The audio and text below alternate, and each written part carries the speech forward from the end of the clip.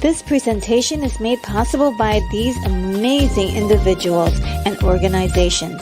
Whether it was through Patreon, Super Chats, Super Stickers, or by watching, liking, and commenting, I really appreciate each and every one of you.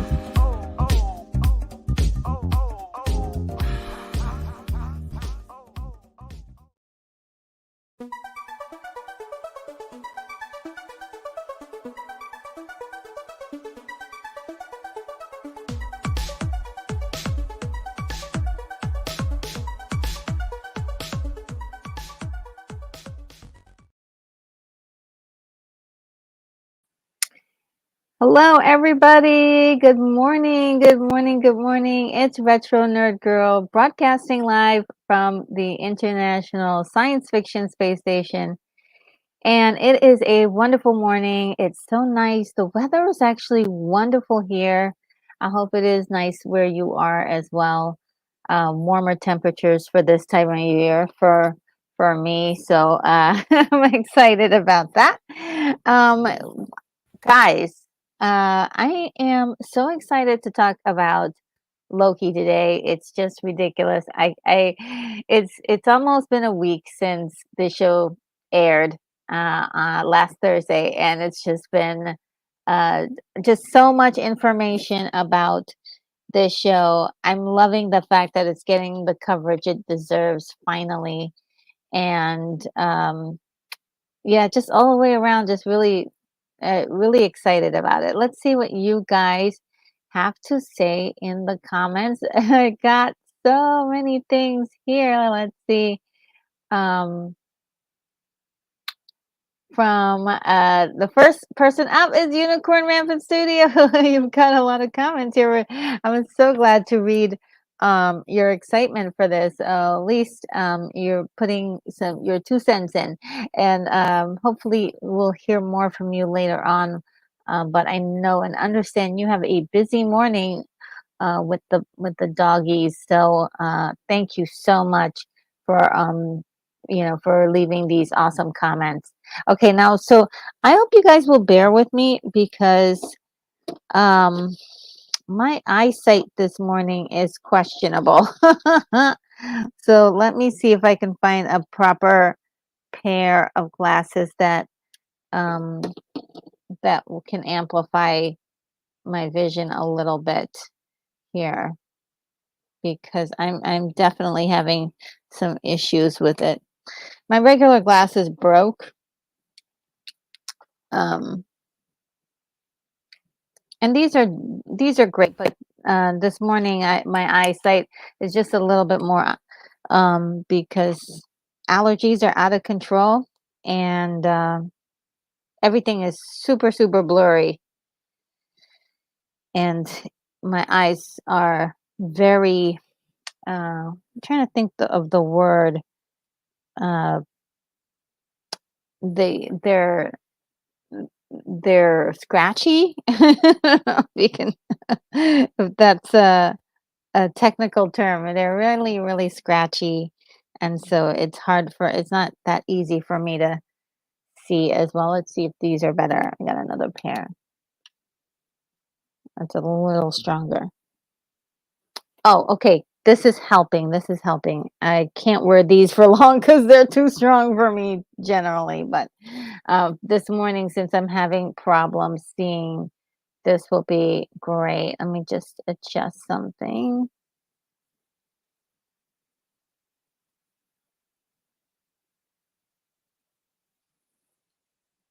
Okay.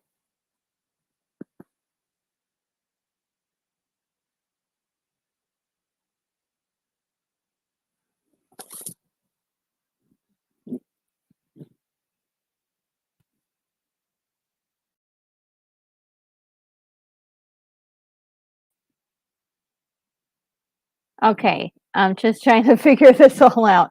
Okay, thank you for your patience, everybody. All right, so Unicorn Rampant Studio says, "Good morning, Retro Nerd Girl, and good morning, other retro followers. Although we still have the beautiful fall weather, it's getting just a bit crispier.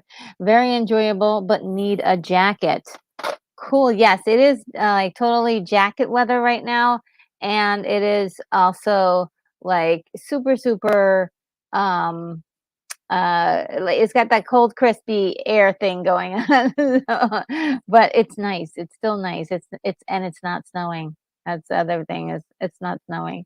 Unicorn also says, listening in, I've been very happy that this series is generating more genuine interest for folks instead of here's another Marvel thing we did.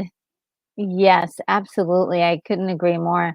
And he says, I'll make a quick side comment about Loki not being the evil Loki we all want, whether he becomes that or not. Loki. And if the character, no matter where he is located, now is the character who lost his mother, does not have a throne or which to fight for a brother to or which to fight for a brother to antagonize, then I'm not sure what other evil ambitions uh evil ambitions might be. So it would make more sense for him not to be evil, is all I'm saying, at least until he figures out something he wants that he's not allowed to have. Ooh. character development is here. Let's see. And some things are because they are just people who have never done them before, but this would be technically uh, this this would technically be a true version of Loki. And Unicorn says, just saying that's a possibility for now. Now for Dogtown time. Sorry. Seems like my tongue's messed up this morning too. Thank you so much. Yes, absolutely. And I am going to dive into that, into the changes that in Loki's personality, that kind of gets us to the end of the season and how really great that was done, how great it was written, in both seasons, one and two. And Keith E is here, says hello, Unicorn. Good to see you today. Hooper's out in the lobby wearing his new RNG security uniform. Cool. I got security, guys. With a hand metal detector wand. Yes. Nice. And Keith E says, have we gotten the incoming flight information yet? Yes. Well, not by the time you wrote that, but definitely I did mention I was on the way. And William Blake Hall is here, says my schedule cleared up, so here I be. And Keith E says all the vitamins had erased which one came in first, B1. And yeah, there is a vitamin called B1, which is really funny. If you're a supplement person or you know a lot about supplements, yeah.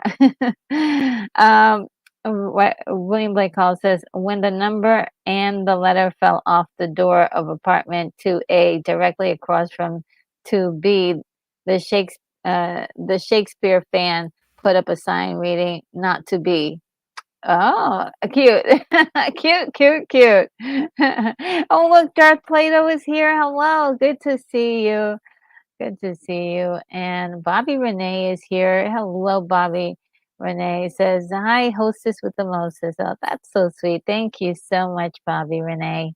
And William Blake Hall says, loud and clear, hailing frequencies retro. The ISFSS is looking fine. Thank you very much. And Keith is telling me that you guys can hear me. Great, great, great. I'm so wonderful. And Bobby says, did the hostess cry yet? I probably will later once I start talking about the show and some of the beats that go along with it. And William Blake Hall says Beyond the Trailer likes Loki too. Yes, everybody, a lot of people like that show now. I always did. I know, but yeah, a lot of people really do like that show. It's great. Great show. And Keith E says a special note, last Friday Unicorn put up a super chat at the end of the broadcast. Thank you so much, Keith E. And of course, being modest, Unicorn Rampant Studio says, LOL, shh. Okay, well, I definitely want to celebrate that. Let's see if I can find, we'll do a classic one for a Unicorn in his honor.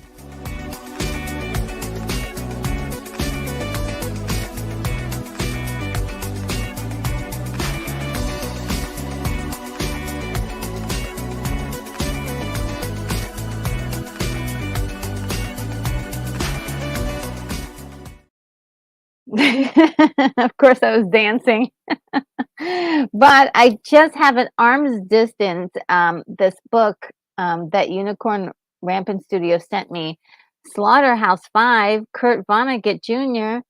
I can't wait to dig into this week. So I'm going to start reading this at some point this week or this weekend. It is has been my mission to do that before I watch the movie.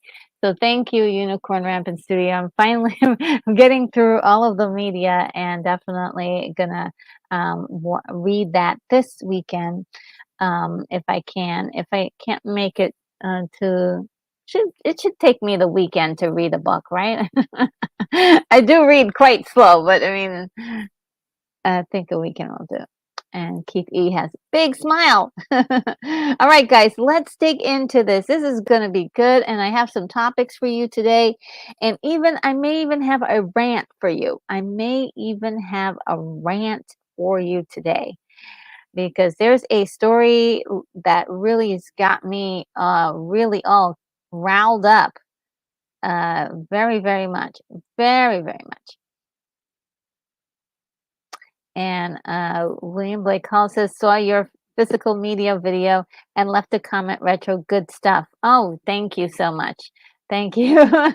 Thank you. And Unicorn Raven Studio sends me all these really cool emojis, a unicorn, books, and a retro astronaut girl. I think it's me. I think that's me. Thank you so much. That's going to be a lot of fun to dig into. A sci-fi time travel book. I haven't really gotten a chance to read anything lately, so this is going to be fun for me. And let's see. There we go. Here's a slide show. Uh, let's see. So Loki season 2, episode 6. Guys, I also last week I got my cards and titles all mixed up and put episode 5 episode 6 when I should have been episode 5. So if you can forgive me for that mistake. Um, uh, Absolutely, one of the greatest finishers for a season, I would say, for this Loki season 2. And just to sum it all up, it really feels like it may be the end of Loki, uh, as a as a as an MCU character in this form.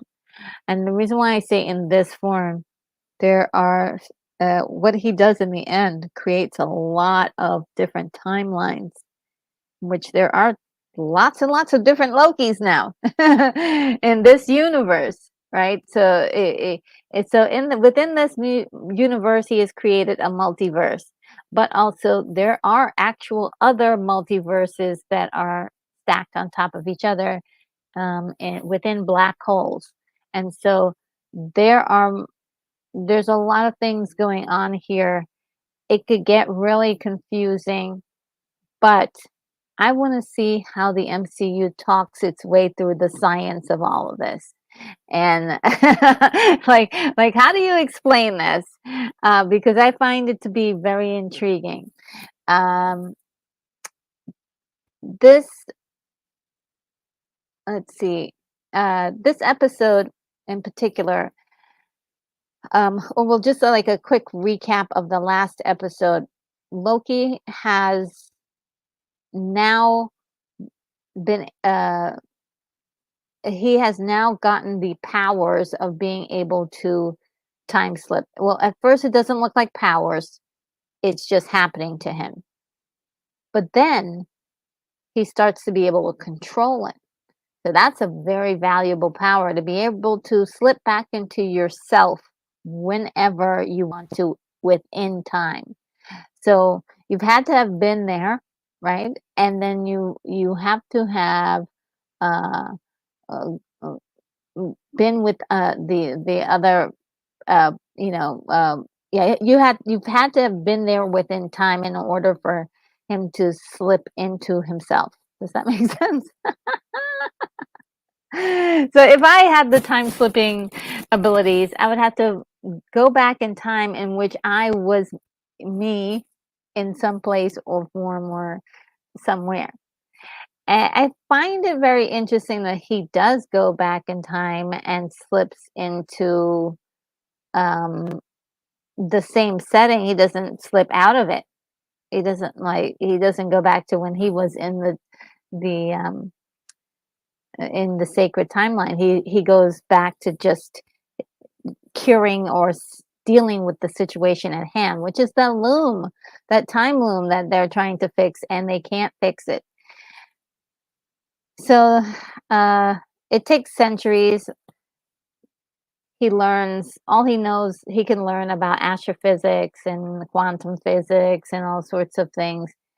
So yeah, literally centuries later, he's still doing the same thing, trying to fix the loom, and they finally do it, and it's still, there's a Victor Timely running out there, and he gets uh, spaghettified many, many, many, many, many times, hundreds and maybe thousands of times, but through Loki's manipulation in time, he's figured it out. It took centuries, but finally he's done it. And it looks like it's working, right? It looks like everything's working according to plan, and it turns out it's not going to work because there are too many branches of time. So once a branch has been formed, then branches form out of that branch, and so we've got all these branches all over the place of time, but nothing to hold them in place. And so it'll always destroy the TVA. And right now, to Loki, the TVA is one of the most important things that, for him, because this is where all of his new friends are, especially Mobius and also Sylvie.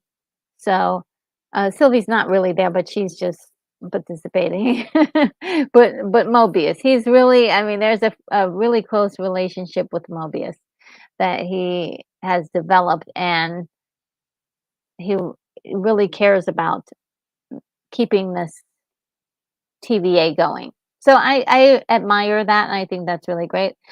And Victor Timely basically says, "Hey, look, this is a problem of scaling. You can't scale for infinite timelines. It's impossible."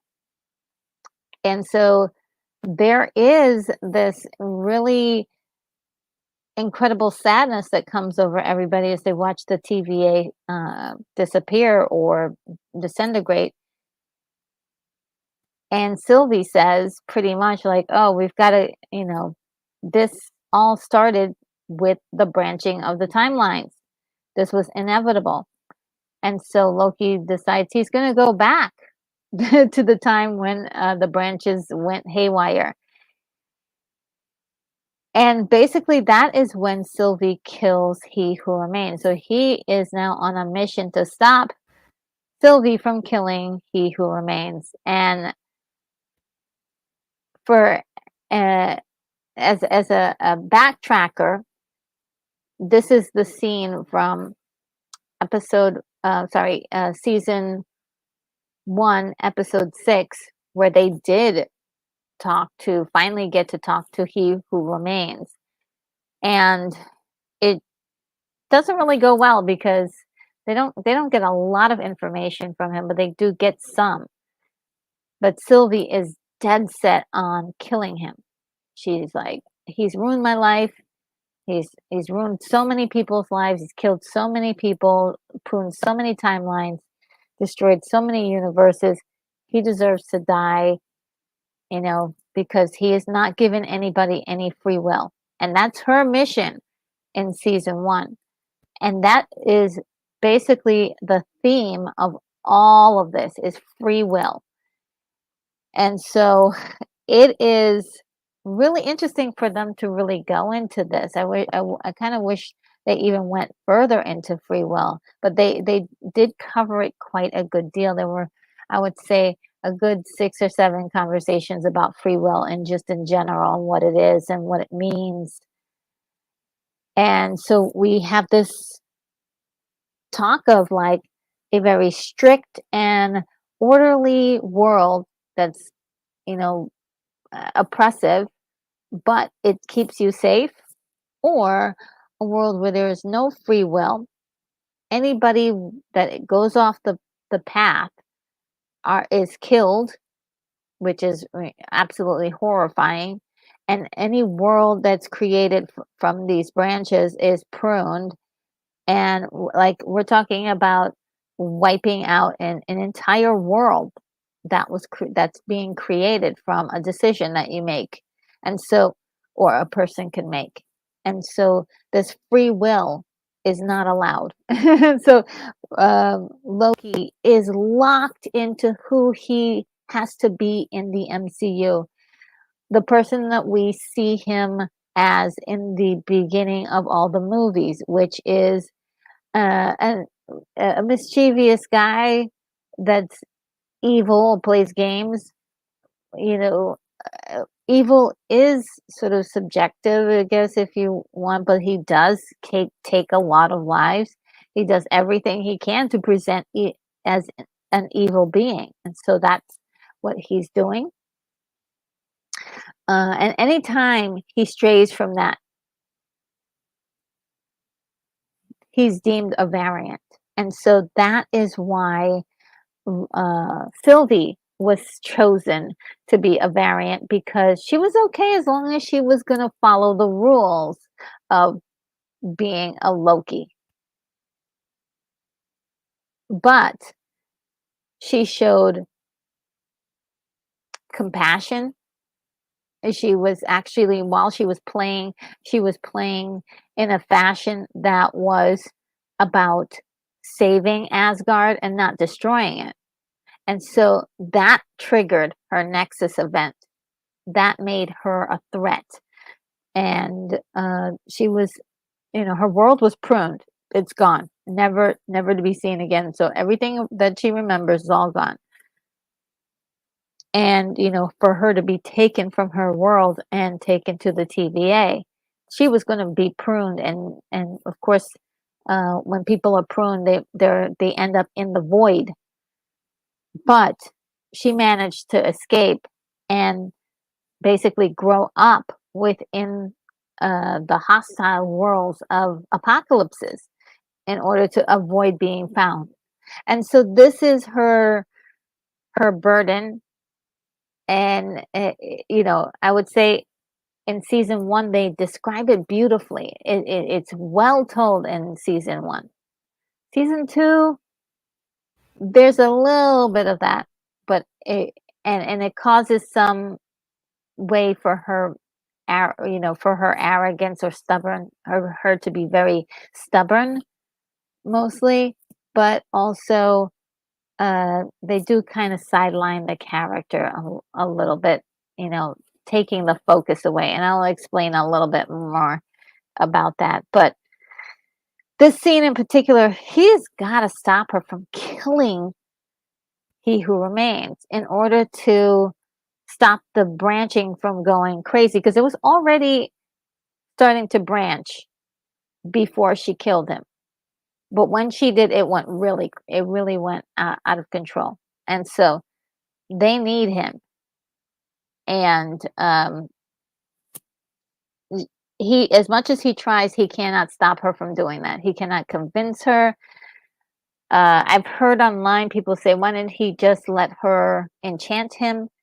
But it was already established in season 1 that she can't enchant him.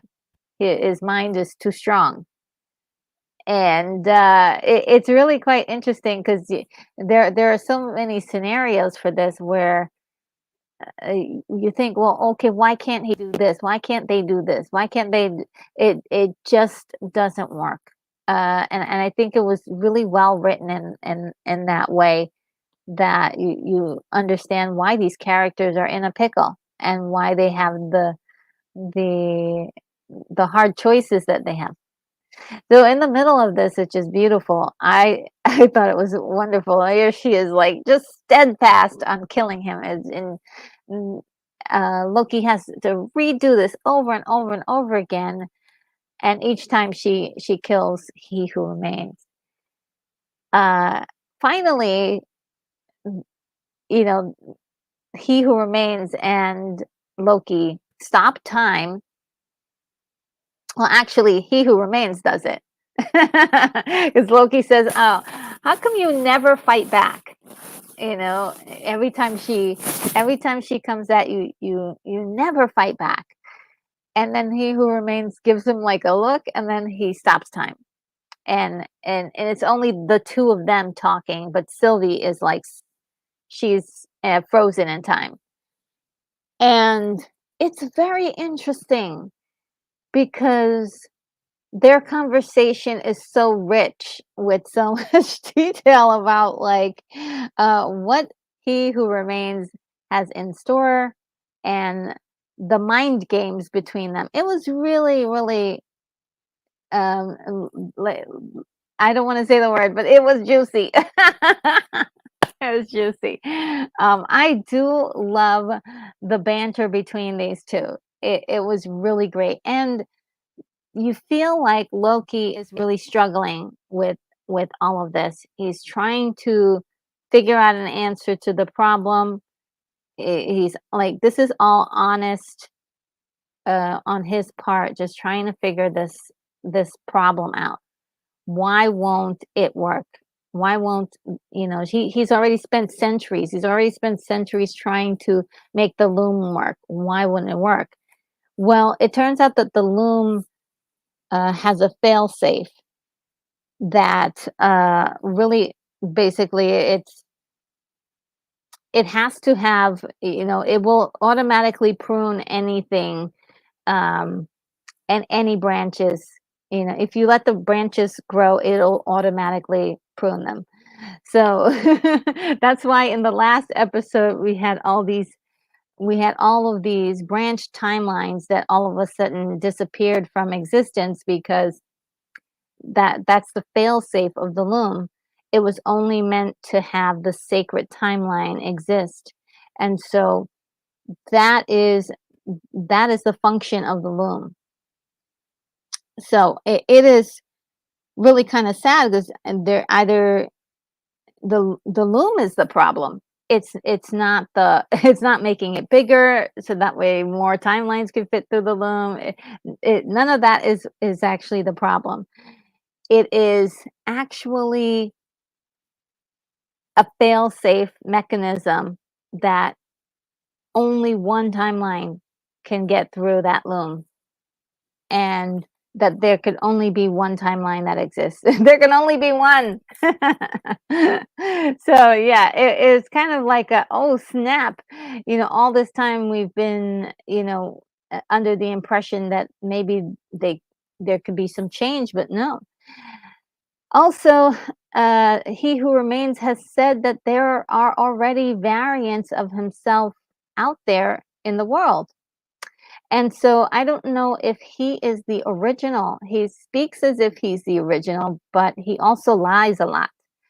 And there are when I rewatched I'm sorry, I rewatched season one for this, and my gosh, how many characters? There's so many characters that lie throughout the entire season, and it is very funny to see it to rewatch it now because I'm like, oh my god, all these characters are lying, and he who remains, he's one of the most notorious liars. Um, so let's see. I had some notes here that I wanted to make sure to do that. So one thing that he who remains says, and I thought this was really, really awesome, was you can't get to the end until you've been changed by the journey. And that is like the like full on synopsis for this whole for the Loki show in general.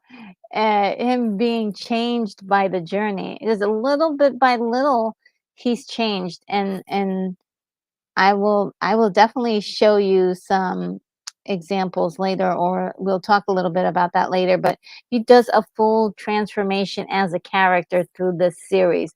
He is no longer the same Loki he was when he started, obviously, and has grown into something much more powerful.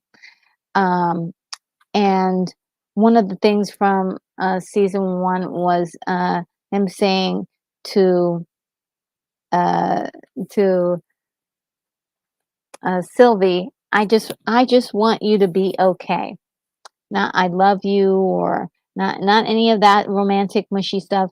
He just said, "I just want you to be okay." And it's uh, just one of the best lines I've heard in a long time. And so it is very he is not gonna kill her. Even though he's trying to stop her from killing He Who Remains, he can't bring it to himself to kill her. I mean, at one point, He Who Remains is like, "Look, here's the option. Save the universe and kill this girl. Kill her." And he just can't do it. Loki just can't do it. And he's killed a lot of people in his world, right? He's done it before. He's killed a lot of people.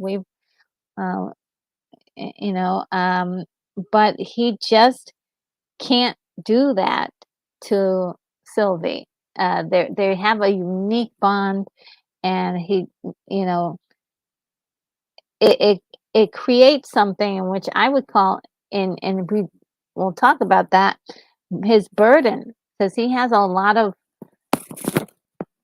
the reason why he's even doing all of this work to like save the TVA, save the timeline is his burden that he's picking up.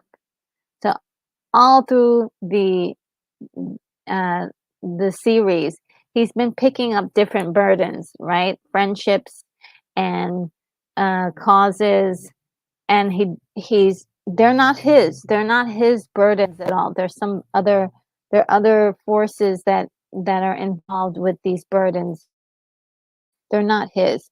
And one of the burdens that he picks up is Sylvie's glorious purpose, which is free will. And Sylvie's glorious purpose of free will in season one, again, it's still affecting season two because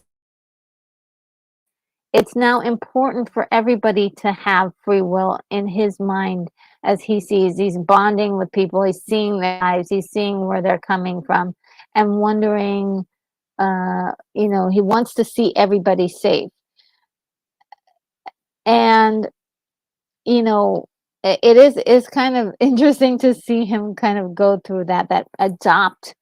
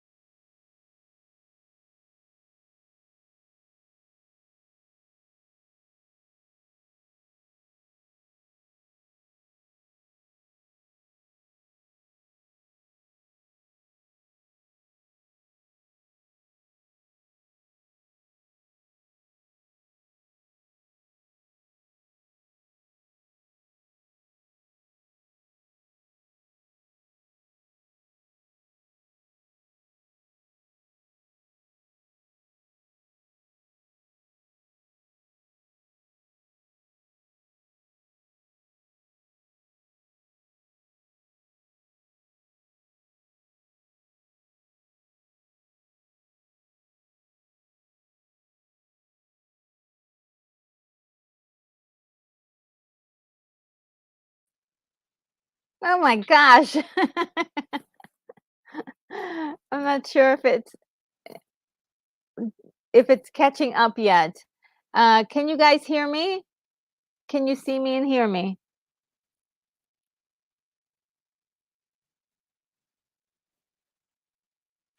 Yikes.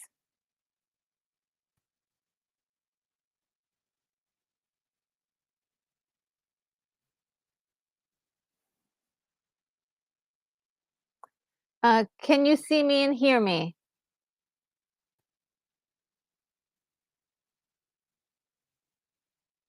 Okay, great. Oh, Korgath Killings, thank you so much. Can hear ya. Okay, great, great, great. Thank you. Yes, Keith E. You guys can hear me. Yes. All of a sudden, it just all came in. Okay, great, great.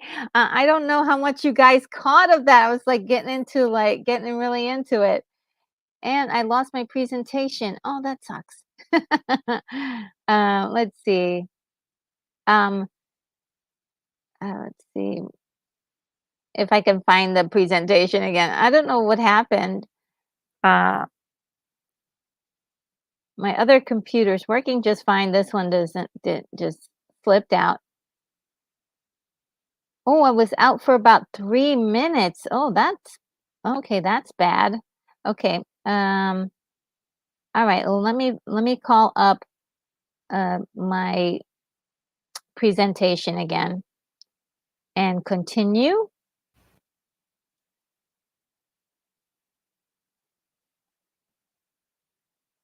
All right. Well, there may be some overlap. I did want to say that um, free will was Sylvie's glorious purpose. Like everybody has a glorious purpose, right? And that was Sylvia's glorious purpose. And going back to season one, she devised this whole plan where she was going to um, kill the timekeepers, and that was going to be her glorious purpose to uh, start up like free will for everybody, right? And and killing he who remains, she feels like that's going to be the start, and it is pretty much the start of the free will of all the branches. But the branches being um, kind of let loose to do what they do is going to cause the TVA to be destroyed, and all of the timelines are that are being branched are going to die because the loom is a fail safe in it in which only the sacred timeline can pass through anyway. So and this is something that He Who Remains does all the time. He makes the TVA and destroys the TVA. He says he did it many times. This is really interesting because you got to hear. It's like he says it so fast. He says, "Yeah, I've done it many times." He's lived and died so many times. He's been reincarnated so many times. So when he says reincarnation, he says it twice. He says it in this season and he said it in the last season. And it is, I think it's because he's not actually born yet. So he's not actually born yet, but his variants are out there. So it is quite fascinating. They could continue with this character. They can continue with Kang as a character if everything goes well with Jonathan Majors personally. But as far as in this storyline, they make a great case for He Who Remains, who he is, and what his plans were. I would love for them to dive, if there was any way to do that, to dive into that further. So, like I said, at the end of Loki season 2, it really feels like it's the end of Loki, the character being the main focus because he's got a job to do. But I don't think that I think there's still more that we can learn about He Who Remains, Alioth, all that stuff, and it could be totally contained to a TV series, maybe a spin-off or something like that. But as long as we don't get like 1,000 different pieces of content and bad writing right now, the writing is so great. The writer for the first season, let me see, I think I do have some notes here on who was the writer for the first season. Okay, the first season was written by Michael Waldron. He's the one who kind of sculpted everything up for the first season, which I think was excellent. And and no less credit goes to Eric Martin, who's the head writer for this season, being able to get all of the content from the first season and use it, right? And that's the key element here, like using the content that's already canonical within the series. A lot of writers and creators feel like I've got to create a brand new thing. I've got to deconstruct what already has been and create a whole new thing, or throw out all of this stuff. We're going to go in a different direction to shock the audience. N- No, in this case, the writer, Eric, just took what was there and expanded and played with it. He played with it. He danced with it in the, in the pale moonlight. He had, like, it sounds like, and the way it's written, it looks like somebody's really, really intelligently playing with these characters, and intelligently playing with concepts, ideas, higher level concepts, ideas. And boy, did I enjoy that. I enjoyed a lot of the conversations that were had in this season, and how they connected very much, very closely with the first season. They intertwined with each other. They replayed a lot of the same scenes from the first season. I love that about this season, was how good they were able to match the tone, and just in general, like, that's a hard thing to do, to take your ego out of a thing and really be all about that creativity for the project. It's almost unheard of. Every time I see a continuation of something, the next season of something, or the part 2 of something, it's always deconstructed, changed, or, oh, they don't even remember their own lore.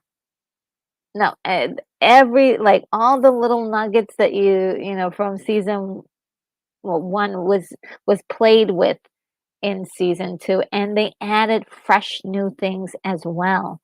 And I do love that so much. So it was really great. Especially, they played with time in a way that was fun and exciting.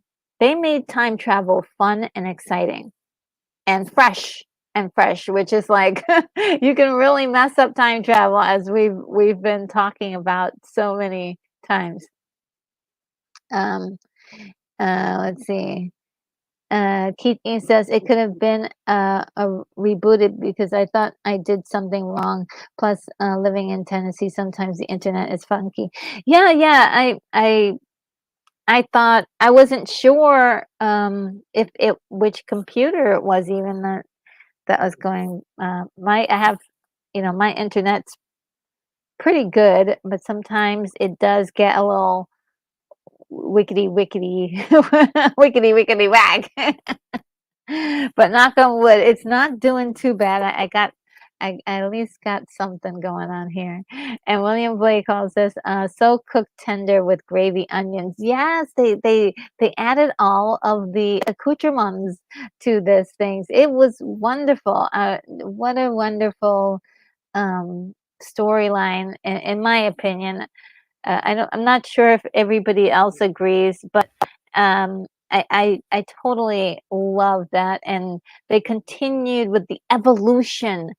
I wouldn't just say character change, but evolution of the character of Loki, breaking free, using the concepts of free will to break free of what is supposed to be his character, who he was supposed to be according to the sacred timeline.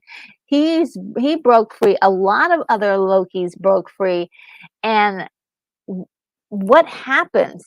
And they mentioned this in season 1, and this is why I love the fact they harken back to a lot of that stuff.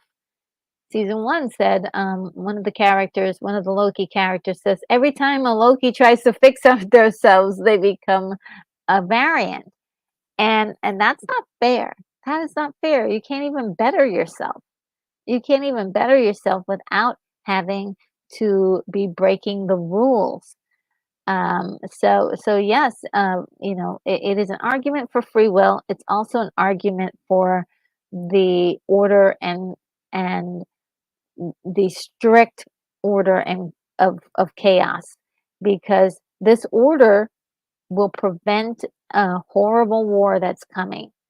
And so, he who remains is saying that that war is still coming. It's still coming. And because, they've chosen free will over everything else.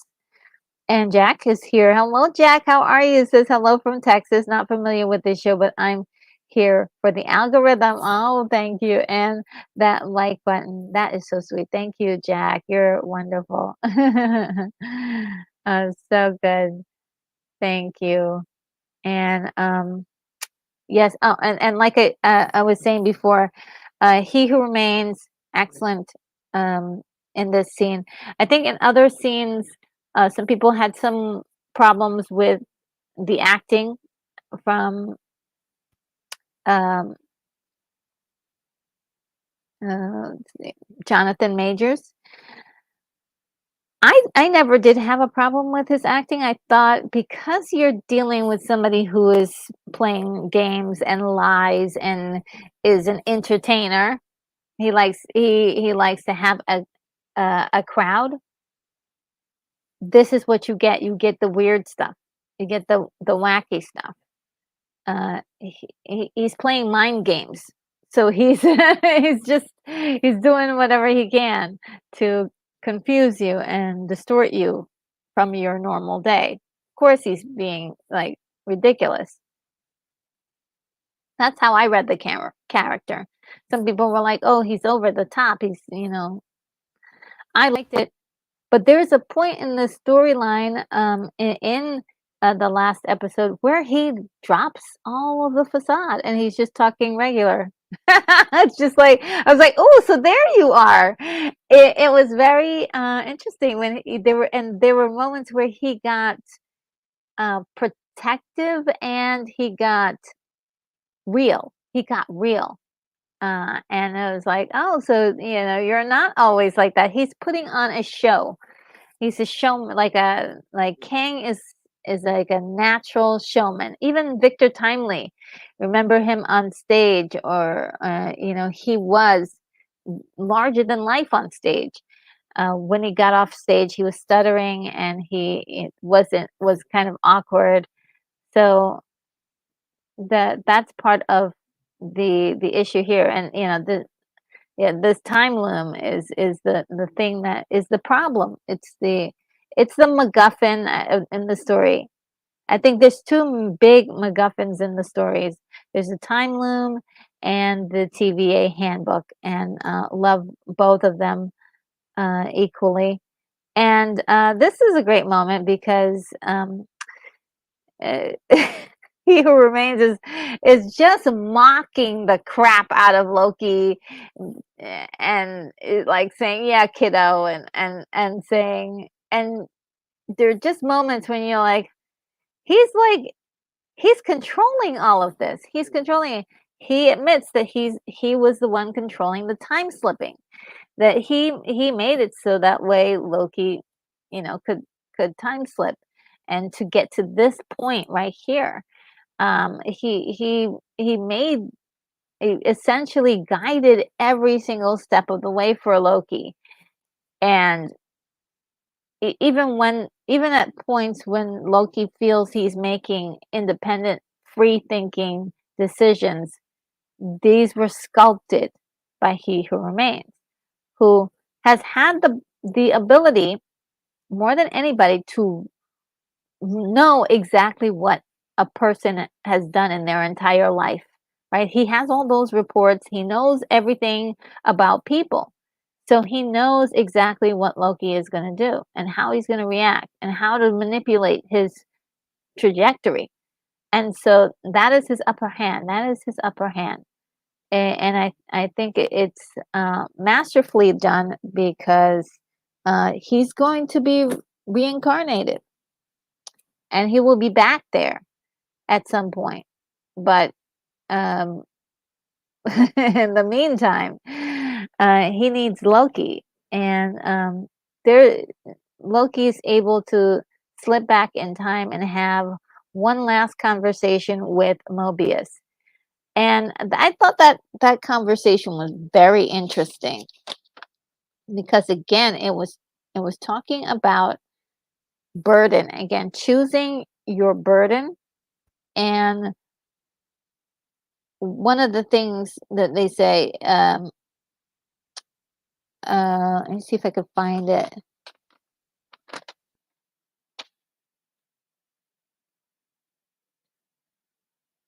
Um, I have notes here, so to help me out here. Okay, yes, here's the line I was looking for. Most purpose is more burden than glory. There's no comfort. You choose your burden. So I thought that was very interesting. You choose a burden, and then it's it's not about it's not going to give you comfort to choose that burden.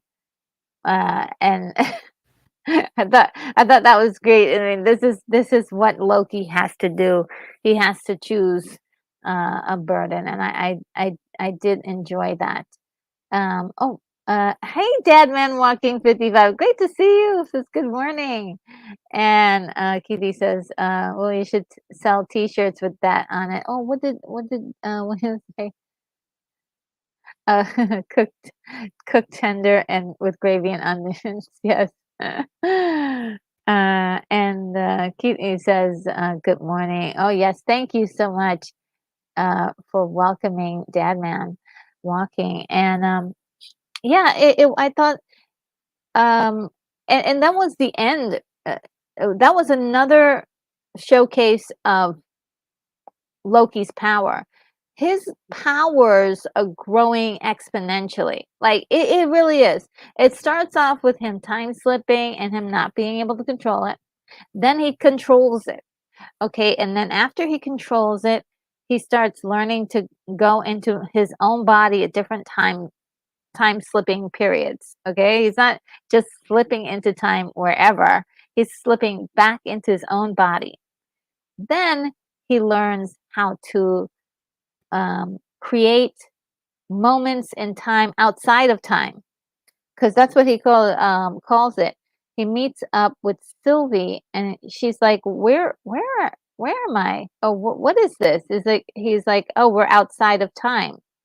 And this is why at the finish of talking to these people, they disintegrate right in front of him. And so it's really quite interesting to see this happen. He gets to talk to Sylvie one more time, and uh, he's like, "Oh, what do I do?" And she's like, "Well, I'm not gonna give you my blessing to, to kill me if that's what you want."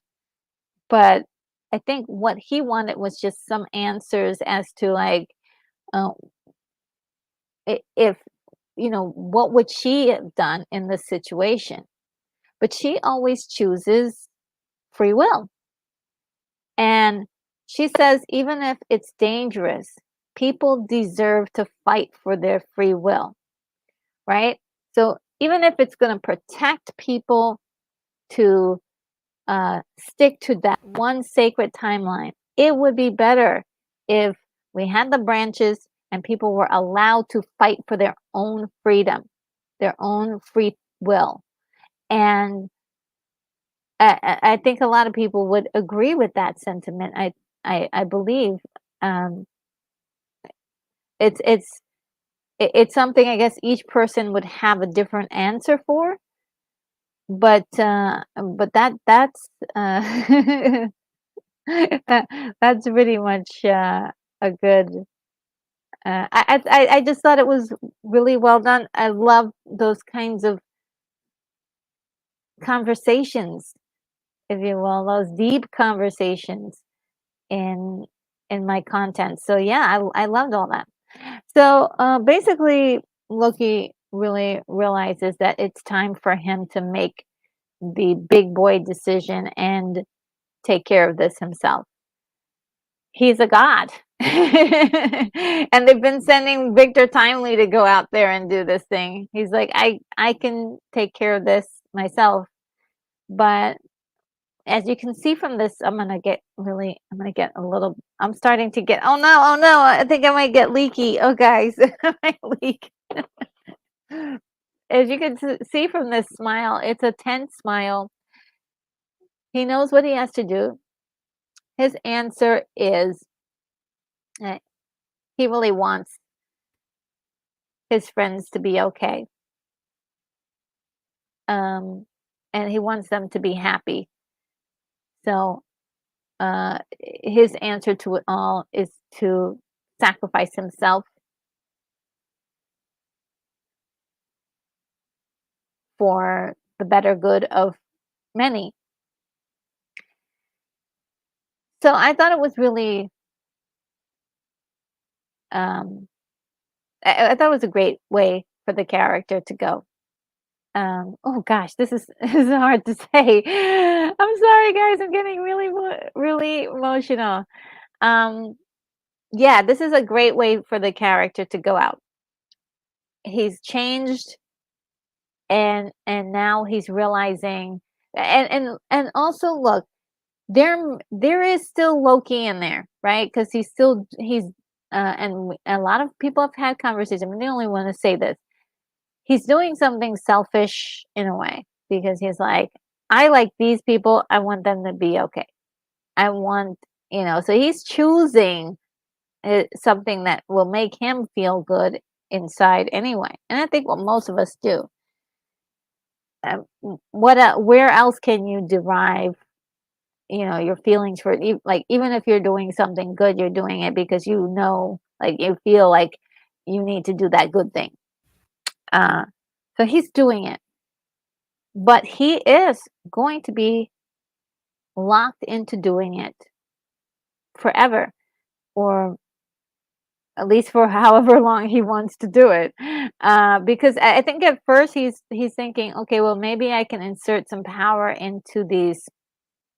I can just change it a little bit, and it wouldn't need me. I think at one point he realizes, oh, I've got to hold on to these timelines, because what happens is that he goes out into the walkway, and this is Sylvie and Morbius trying to stop him. A lot of people are upset that these guys did not get a proper goodbye from him. And he did. I thought he did do a great goodbye. He told them like, "Hey, I'm doing I'll, I'm doing this for you guys." Um and he walks out into the runway, and I was like, "Yeah, he's a god, right? He doesn't need a suit or anything." And while he's out there, he changes into a wonderful outfit, one that he probably has been seen in the comics, and he, he becomes, the Loki, a Loki god, basically, because he is a Loki god. He looks like everybody else, though. He's now having the physical look of a god.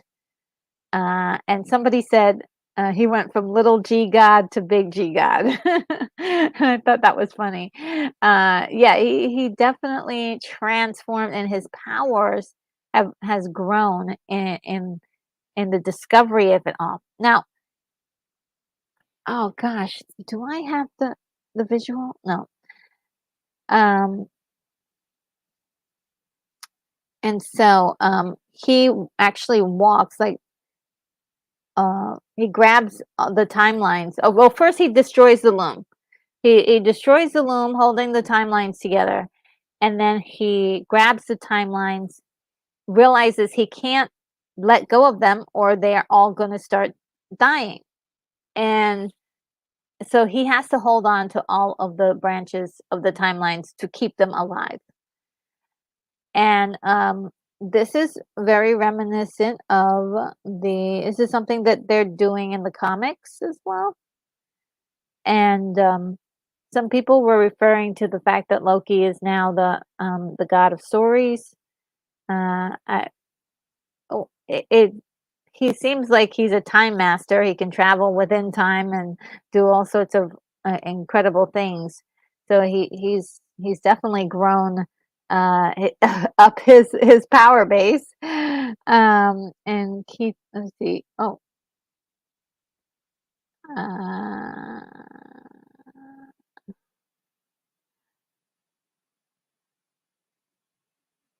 Uh, okay. William Blake Hall says, I would make a T-shirt, I guess, from referring to a T-shirt, but not many people are into liver. Uh, and William Blake, he also says, the answer to war on Earth is not Colossus running everything. Even war is better. Oh, yes. And if anybody doesn't know, Colossus is a computer, and it's from a movie called Colossus, the Forbidden Project. And he uses nothing will and sadness better than a good rant. Yeah, rants are great. I have one later for you guys. And Coach J says at work, so can't stay long. Oh wow, hey Coach J, how great to see you. I had to drop some love to one of the greatest channels on YouTube ever. Oh, thank you so much. You're super kind, super kind. Uh,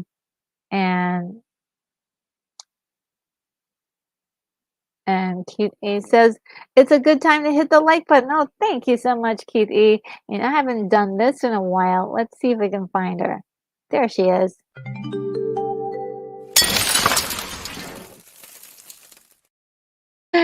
Yes, I love that little stinger there. Just hit that like button. Helps my channel grow and helps this video get out to more people. Yeah, so yeah, this is something that was part of the comics. This is great stuff. I mean, he's taking all the timelines and infusing them with his magic so they can continue to live. And he's sort of like he's playing the part now of not just Loki running around, you know, with hedonistic fun and doing whatever he wants to god of mischief. No, he is now big G God sitting on his throne. This is also the same seat that he who remain sits at the end of time. So this the citadel in which he who remains was located at has completely disintegrated. All that's left are is the chair, and Loki is sitting in it, and he's there for all time. And the thing about these places like old all time and the TVA, they operate outside of regular time that we experienced. So things run a lot differently. So that way they can live there forever if they want. But and I thought all the visuals were great. After that, it looks like Renslayer is in the void. There's purple light. Some people have said that that's uh, Eliath, and other people have said that it is another Kang coming towards her, and possibly being even the Kang from Quantum, uh, from Ant-Man Quantum Realm or Quantum what Mania. Uh, that may be true because just before that light comes, there is like a digital kind of sound that appears, and so that may be true. It sounds like some sort of mechanical thing that is coming towards her. So not sure if that's true or not, if that's going to happen. I also have another theory about Renslayer I'll share really soon. And so um, they've changed a lot about the TVA. The TVA is completely changed, and it's meant to really uh, resemble Um, I wonder if I have. I think I. Oh, there it is. Okay, so the tree. Loki has created this sort of tree kind of thing. It looks like the tree of life, or it's very much sort of a Nordic tree. I think they call it yadrill or yadrill. Yeah, yeah, Drazel, Yggdrasil or something. I can't pronounce it very well, but it is a tree that is featured in Thor and Loki's world, and it's the world of the nine realms, and that's what it pretty much looks like, which is pretty cool. And all this time we've been talking about branches and time branch, and here we have a tree that has branches. So I thought that was quite interesting. We have green here for Loki being at the center of the tree, and at the ends, we've got a lot of purples, and purples associated a lot with Kang. And so some people have theorized that these purple little places here are where all the Kangs are. I'm not sure if that's true, but I thought that was a really cool theory. Um, what else? Okay. Uh, so yeah, they changed the TVA is now the way Loki has kind of influenced the TVA in a very significant way. Mobius is not really going to be at the TVA anymore. He's just watching his home. He wants to be amongst like around his family, so he's just kind of hanging out.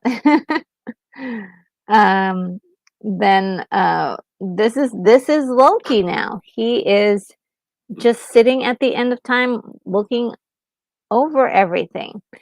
And there are many discussions as to what part he's going to play in the future. Is he going to be a main focus of a TV show? At this point, the way he is now, I don't see it. It looks like the end of his character in this form.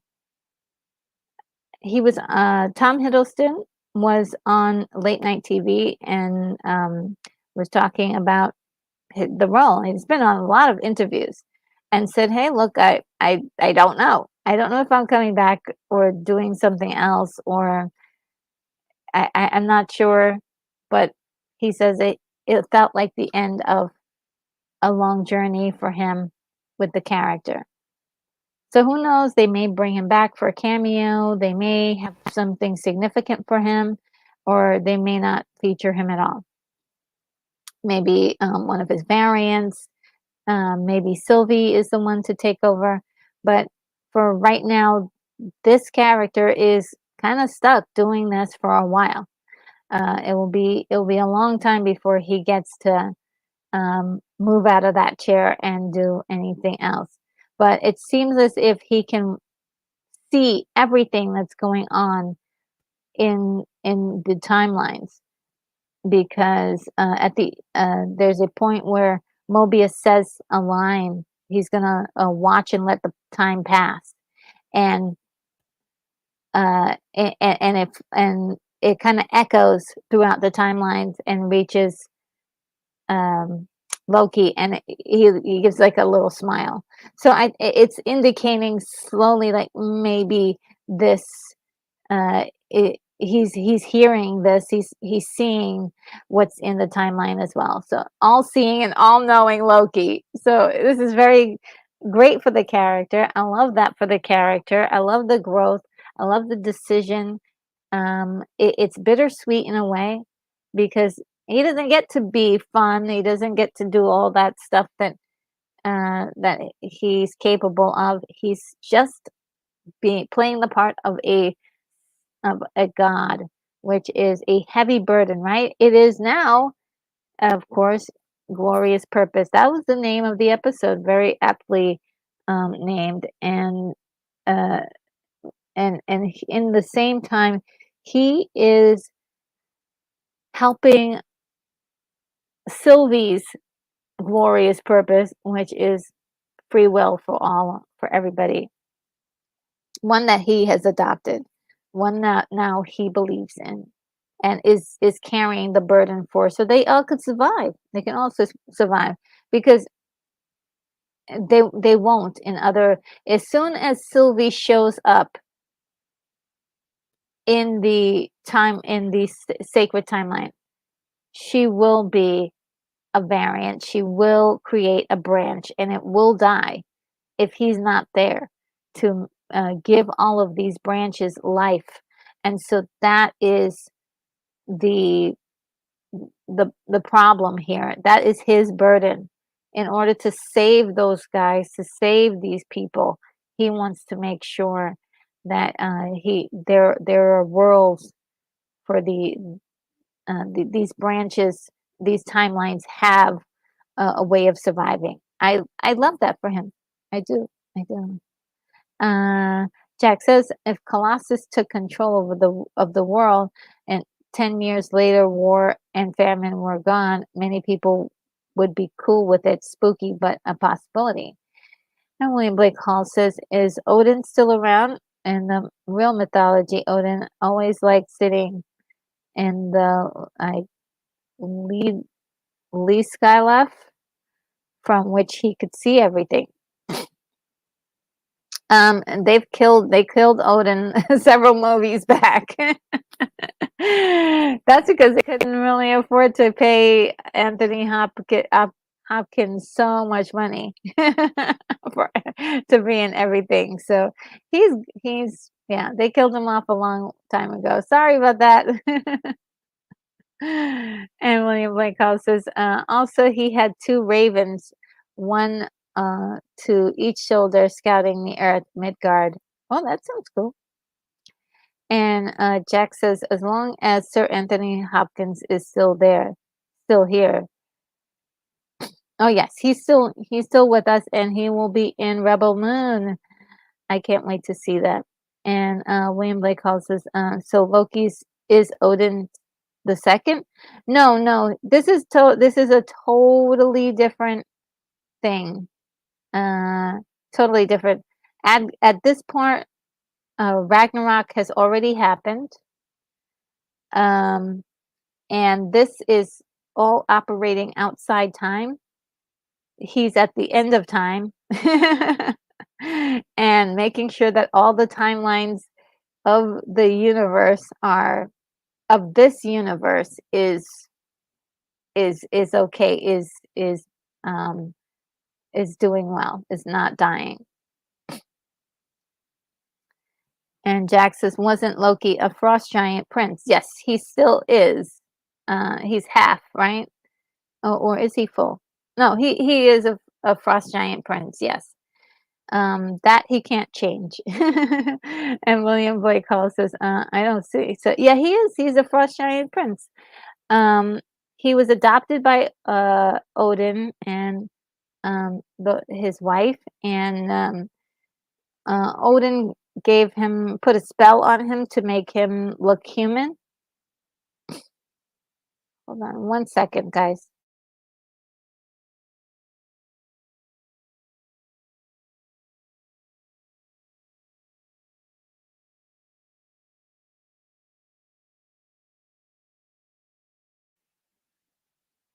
Okay, yeah, the allergies are doing their work. And William Blake also started thinking about the original mythology. Oh yeah, they to give them a little credit, they did try to use uh, the original mythology in the beginning for inspiration, but I think they went off way into different avenues throughout the comics and the MCU. So, and William Blake also says, I can't help it. I love the original mythology. Yeah, it was good stuff. That's why they wanted to use it for their, their movies.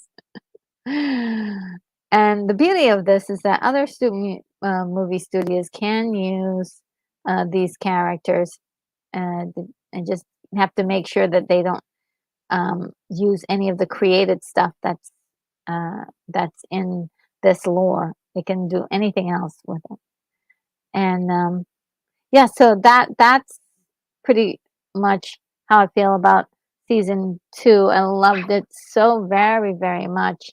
This episode has my lowest score, and even though it was miraculous, great ending for the character, uh, I had some problems. I did. I had some problems with the end, and but it's still getting like amazing scores here. So my season 2 summary 9.5. I think that's a pretty good score. Um, it the writing is so it's the writing that really is the key. Tom Hiddleston acting is incredible in this. He has range. I want to see him in everything. I also was noticing how much he looked like a very young Peter Cushing. And I was hoping, I'm like, oh my God, can we do like young Tarkin or like a Van Helsing or something with him? He looks to me, he looks a lot like Peter Cushing, or is giving me those like Peter Cushing vibes. I don't know. Could be sniffing glue at this point. And Jack says, working with the original mythology only gets so far these days. True, true. Yeah, true. You gotta have a sky beam, and robots from some other place for you gotta do it, the formula. And William Blake also says, well, I mean, there were actual Norsemen and prose Edda and poetic Edda and all that over 1,000 years ago. Yeah, yeah, you know. I mean, no contest, no contest. Even the ancient Egyptian uh, mythologies were insane. They were insane. Yeah. Uh, so uh, this is Loki in the movies, right? Loki is big, larger than life. He's egotistical. He's narcissistic. He wants to rule over all things, control. He wants to be the center of attention. And king, he wants a throne. He'll do anything for it. He'll kill, he'll lie, deceive. And so that has been the character for quite a few movies. When we first see him in season 1, he's still that character. And you know, after learning about his life and learning about what his outcome is going to be, he has a couple of different emotions. He's of course like here crying, like remorseful and upset. Then he's also like, oh, I cheated death. And there's a few more emotions there, but he's starting to change here.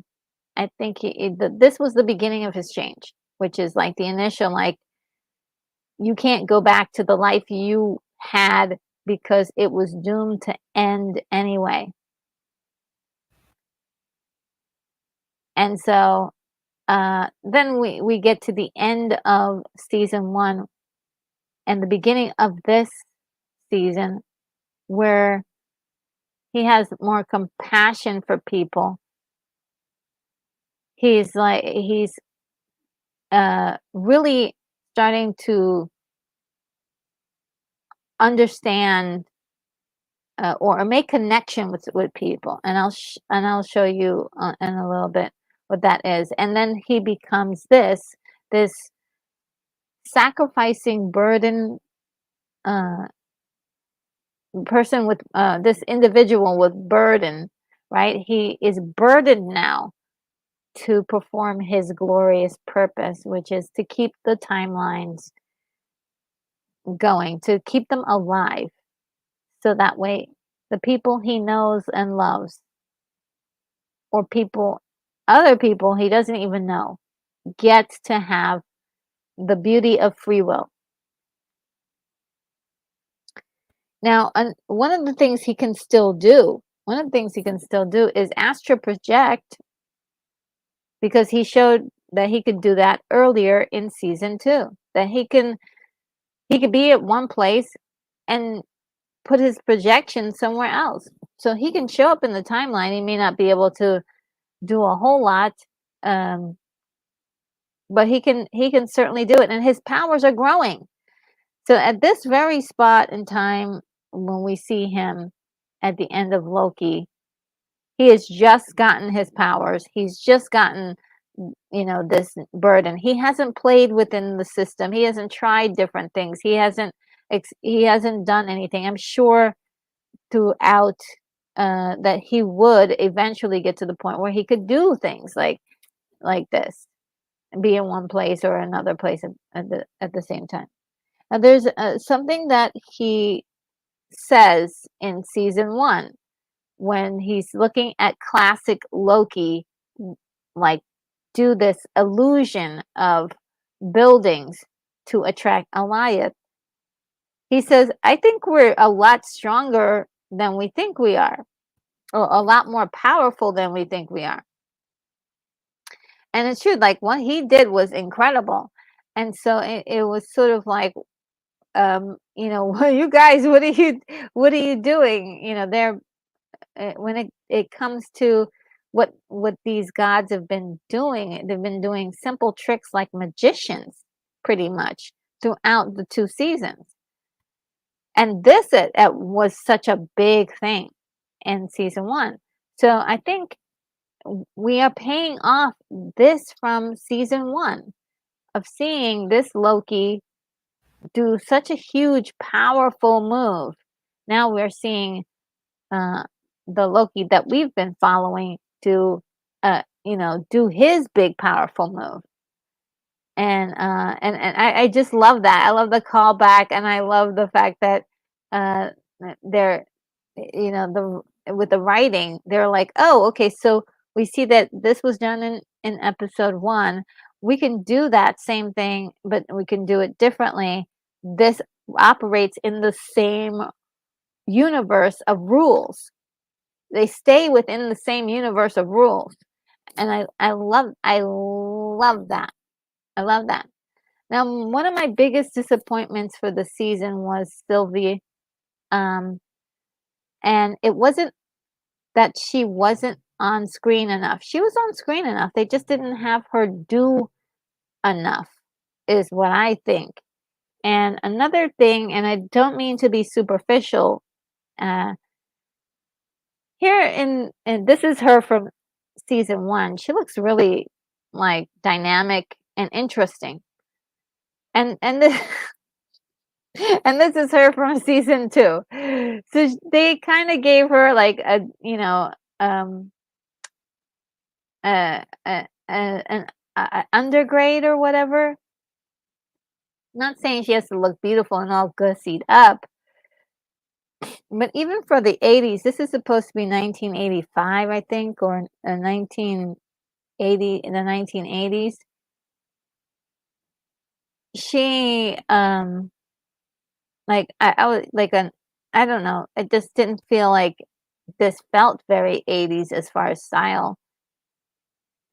But also, I don't know, it wasn't I thought they could have dressed her differently. And wasn't really, like, too jazzed about, like, if you look at her from season 2, she looks incredible.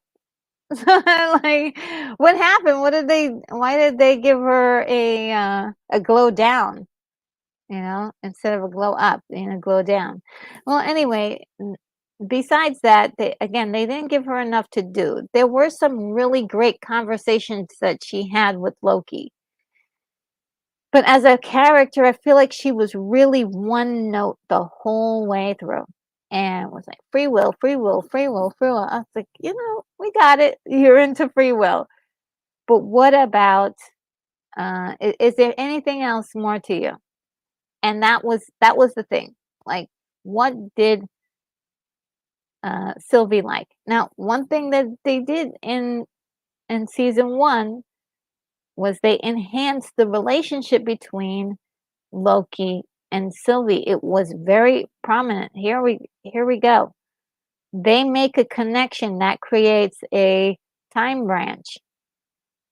And I thought, where's that connection in this season?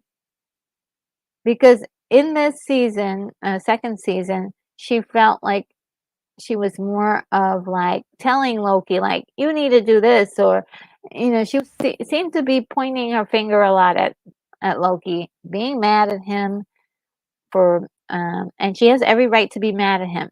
She does, because he promised her in the void that they would go through all of this together, and they'd figure things out together.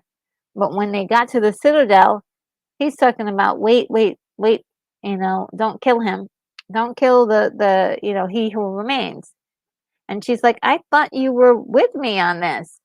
And one line that she says is, why aren't you seeing this the same way I do? And it was like one of those moments, like, oh, that's so sad. They're breaking up. And it wasn't more like a romantic thing, but it was a connection, two people connecting with each other. That's how I read this whole thing. I know a lot of people read romance, a lot of people read so much into it. I read it more as like, uh, um, this is the first time that Loki has been able to connect with another human being that is like him in so many ways. And he actually feels bad for her for what she had to go through, how she had to grow up in the timeline. She missed out on things he got to experience. And so there was some sympathy there. And because they were alike, and they were, and because they were different too, uh, he felt really connected. There's look at them; they operate as one sometimes. There was something dynamic going on between them, and he wanted to, uh, you know, that kind of sticks with him throughout the whole two seasons. I thought Loki kept his, was definitely for Sylvie this whole time. uh as far as, like, he cared so much about her. And the part that was kind of disconnecting for me with Sylvie was, um why why she was so stuck, because she got what she wanted. She killed who remained. She when they were on the different paths on the timeline, why was she still angry? She got what she wanted. And for me, I needed more talking through that. I needed her to be more layered than just the one note that she was. And they weren't able to do that quite. But again, they had great conversations between her and Loki, and that I enjoyed. Ah, my allergies are going crazy right now. Hold on, please.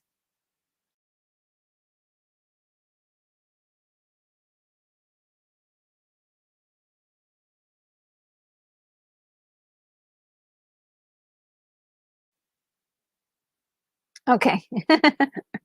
So one thing I did love about this was the deception of having the timekeepers, and then finding out that they were fake, and the reaction within the TVA of people discovering that. Some people wanted to continue things as they were because they believed in the cause, and there were other people that were like, no, these are actual people on these timelines. We're destroying entire worlds, and we're killing people. And that to me was super, super powerful, like, them trying to figure out, like, what to do ethically. Keep doing what you were doing to preserve the sacred timeline, to prevent this multi-dimensional war, or let the timelines live, let people be who they need to be. Let free will be. Let's see. Jack says, my favorite Loki myth. He turns himself into a salmon to escape Asgard. Justice gets caught and tied to a rock with a serpent dripping venom into his eyes, which causes earthquakes. Woo! That's pretty intense. And William Blake also says, that's what I mean. Those were the days. I love the adventure of him and Thor meeting the giant you got Loki. You got Loki. That sounds interesting. Um, let's see. Yeah, so I mean, I thought, you know, like the whole creation, like first of all, like props to the original writers on all of this and what they actually ended up doing with them in season 2 was great. Just to like continue on that story. They did not drop that storyline and people discovering that it was he who remains that was the one behind it all and what uh trying to figure out like what to do. Now the whole thing is even now, right? These guys from season 1 are still in the void. So, they're hopefully, maybe they've killed, a few people or whatever, but, maybe a few of them have died, but m most of these guys, all these renegade Lokis, they're in the void, as well as, after this whole thing has been done, so, uh what's happening in the void is the question. It's like that's a juicy, juicy storyline there that I would love to see followed up. One of the things that was I really commend was this the use of TVA handbook in this season was brilliant. I was somehow I wasn't sure if OB was happy about seeing his name shared with Victor Timely, when he opened up the new version of the TVA handbook, I just wasn't sure if he was super, super happy. He did, like, have, like, a smile at the edge of his just a small smile, ever so slightly, but I'm not sure if he was super happy, so that's something I will hope that is explored in maybe a spinoff. And when I say a spinoff, there should be I think if there was going to be a spinoff, I would say a TVA, like something called the TVA, where they actively go on searches for Kangs. And we're gonna talk about Kang later on, so that will be that's something. And William Blake also says, I haven't had good salmon in so long. And Jack says, love a good fish story. And Unicorn Rampant Studio says, missing most of this. So sorry. I'll have to rewatch. Just have some very energetic dogs that require lots of attention. Oh, sure, sure. Yes. Uh, uh, there's, I could just imagine it. So love dogs. And so I also love the special effects that they used in the series. As far as visuals and things like this is all top notch. Again, there are some people who are like, "Oh yeah, there's the volume and blah blah blah." I'm like, I can't see it. It doesn't look like the volume to me. It looks really good. They a top notch job, I think. Um, yes, OB is definitely one of the standout characters this season. I felt his character, though, got sidelined by the end, and I didn't like it so much. I really wanted to see, this is a character that you really want to see flourish because he is a hard worker, he's really smart, and he's very energetic. So immediately you like him, and like I said, I felt like the ending was not quite the way I would love to have the ending for this character. I wanted to see more. Um, I would like to have seen it to be more victorious or more happier or engaging or something. There was something missing. I can't really put my finger on it, but there was something that I really didn't. Um, I didn't get enough of for his character by the end. And Jack says, I have to go. We'll be here Saturday for Forbidden Planet. Awesome. Yes. Forbidden Planet this Saturday. It's going to be amazing. And William Blake Hall says, it reminds me the Norse had their own Cerberus. They called him Garm. And uh, I've got I've got nothing to watch for that, so I'll rewatch that.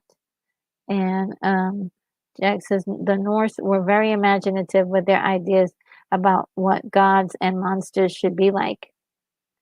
And Keith E says I found a free copy on that same channel that had Dracula, but it crapped out after about 20 minutes of me watching. Oh, for Forbidden Planet, yeah.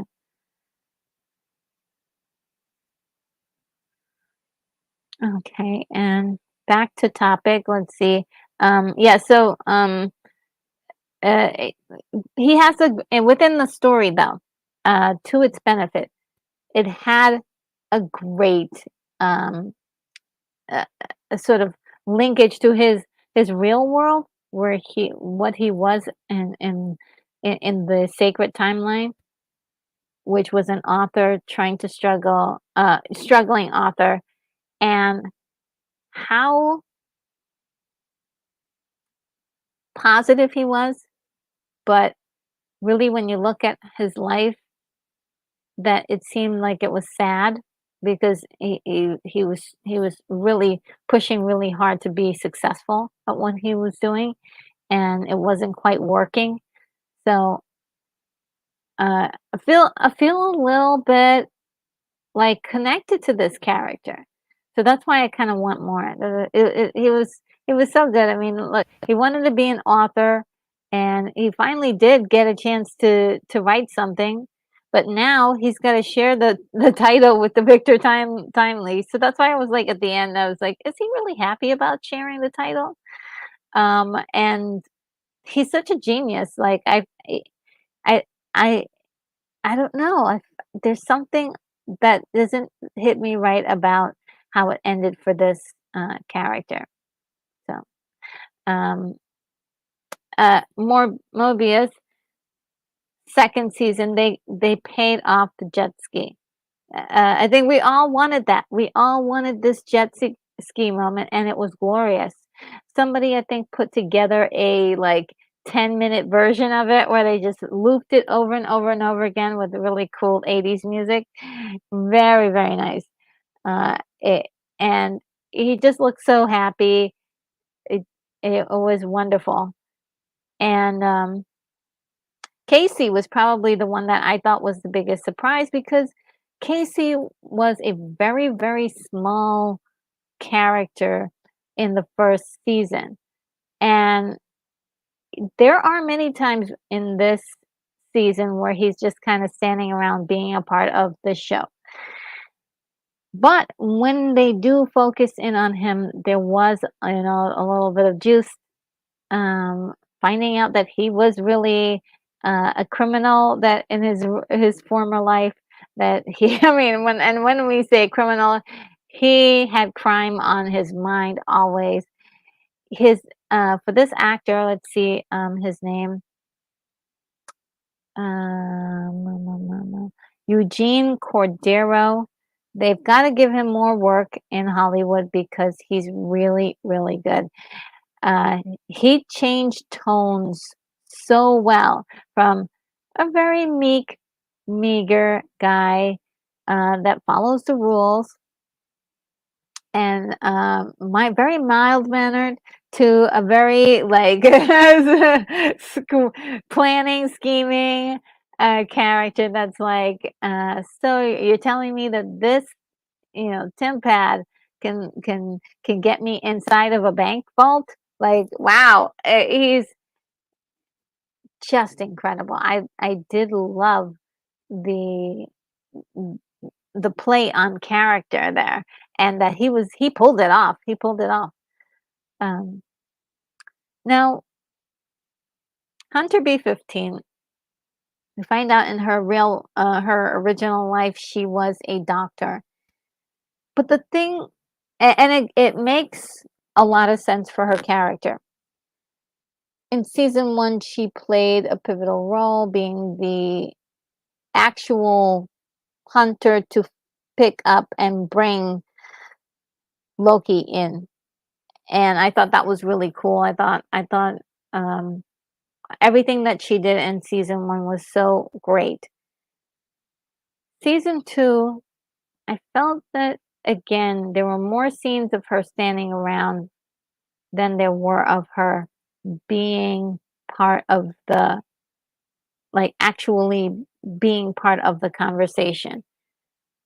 I would have loved one of those ethical conversations to happen with her, since she was a doctor and her whole thing is about, there were actually, I take that back. There was one or two. But I think I meant something more connective tissue to Loki himself, because she kind of is on the outer realm of his sphere, and I really wanted her to be like, to actually have more conversations with Loki, and that's my thing. Like, I wanted her to interact with him a little bit more. Uh, why did he why did he want her to be among his group? Why did he care about her? Why is she in this story? And so that was also part of the thing, that I really wanted a little bit more. It's just like, we're not saying more scenes with her in it. We're saying more scenes with her doing something, saying something, being somebody, being the character. Because there were a lot of scenes with just like people standing around, and uh, I understand them having to be there for the presence of certain things, but I really wanted more development with them in it, conversations, intimate talks, learning more about their backstory, uh, and learning more about why she feels that she needs to be there now that she knows she's a variant and she got a glimpse of what her life was like. You know, so I really want to know more about that. Maybe, like I said, if they did a TVA show, they can explore something like that. They can explore what these characters really are, and but they have to set up something a little bit. They'll have to figure out who can be the lead for this, because I'm not sure if any of those characters are strong enough to lead the TVA necessarily. So, and if it was, I suppose she would be, but uh, they would have to really jack up her character a lot more, like really infuse her with a backstory. I think there was a little bit of, I wouldn't say quite lazy writing, because they didn't have to go into a lot of detail with her, but I just would love a little, like a smidge more flavor in my coffee. I want a little bit more story about this woman,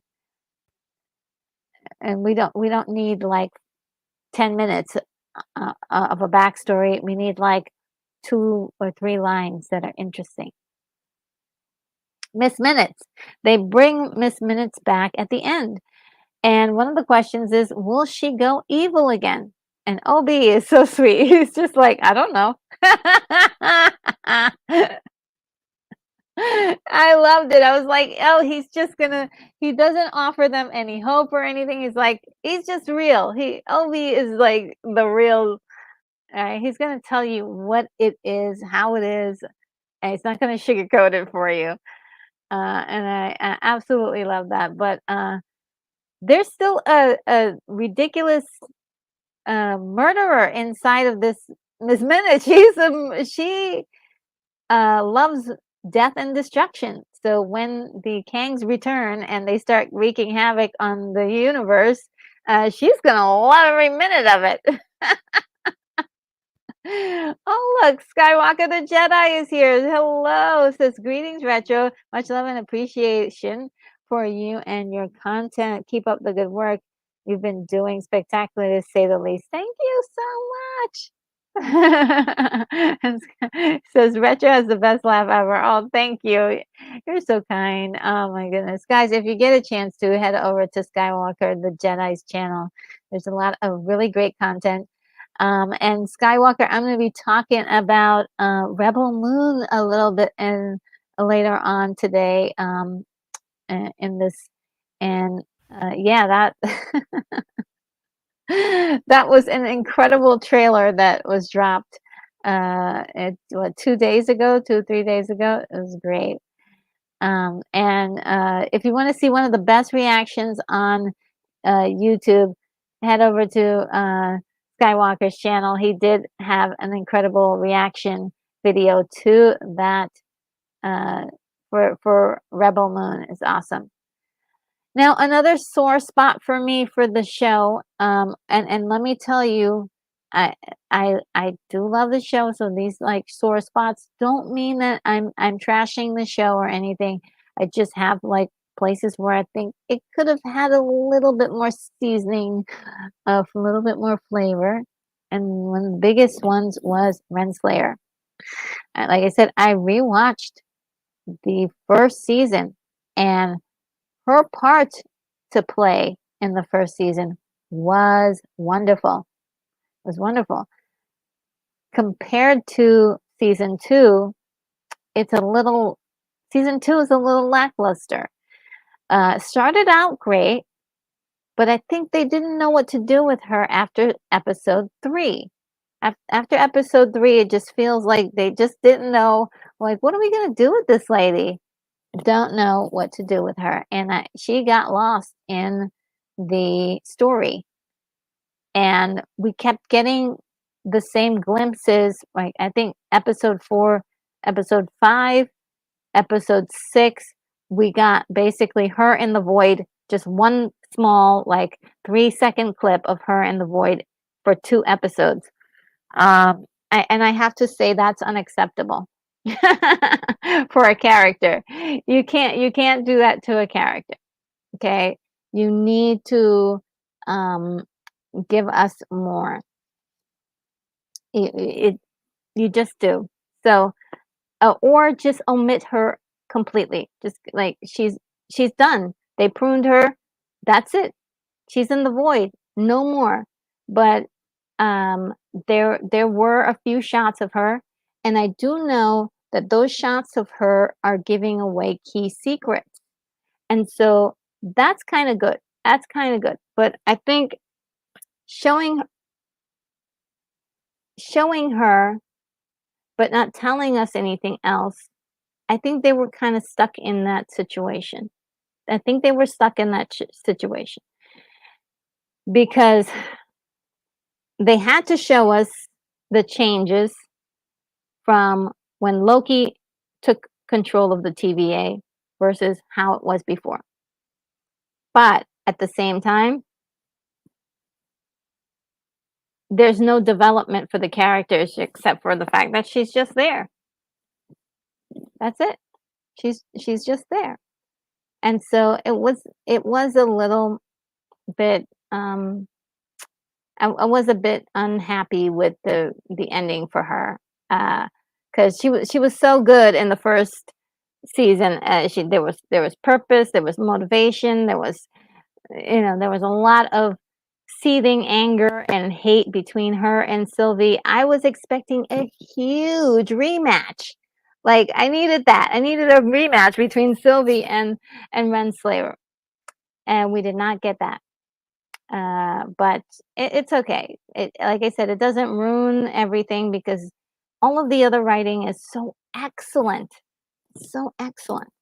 that I am okay with it. But what we did get of her for the earlier episodes, from I would say from one to three, maybe even four, was not so much four. I would say one to three was excellent.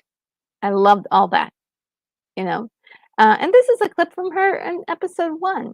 Like, I think she's even acting. She's doing better acting in episode in season one. Season one, she's killing it. There's so much behind that, and there's a lot of storyline between her and Kang, and I really want to find out more about that. I really do. Hold on, the allergies are going crazy. They're on full effect today. I'm gonna have to do a I'm gonna have to do a video.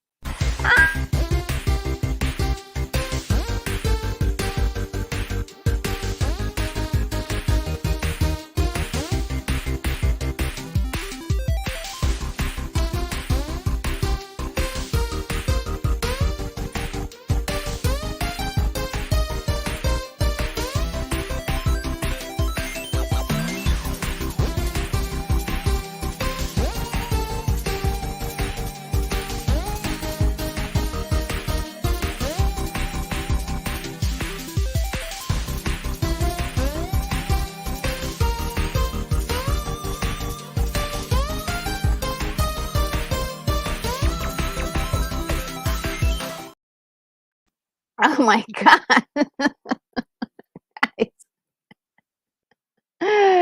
Woo! That was insane. It was nuts.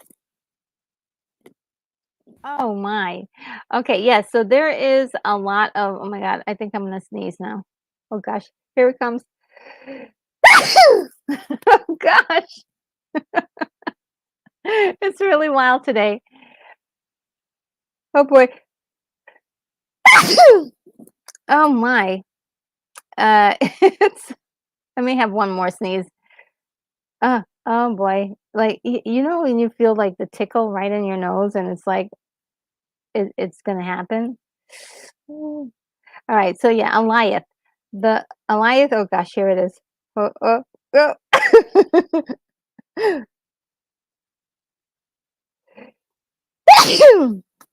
There we go.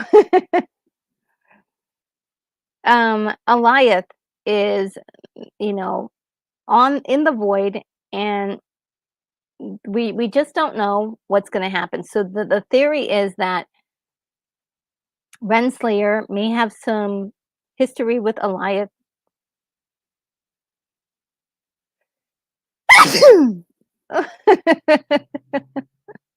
Oh my goodness. Okay. She may have some history with Alioth, even though even though He Who Remains said he was the one who tamed Alioth. He may have been lying, and maybe Renslayer was the one who did it. And that's the theory that's going on. That possibly is so familiar with Alioth that he is actually going to obey whatever she says, and he's not going to eat her. So it is very, very interesting. I think that's something that they should have shown us, if that's true. If that's true. So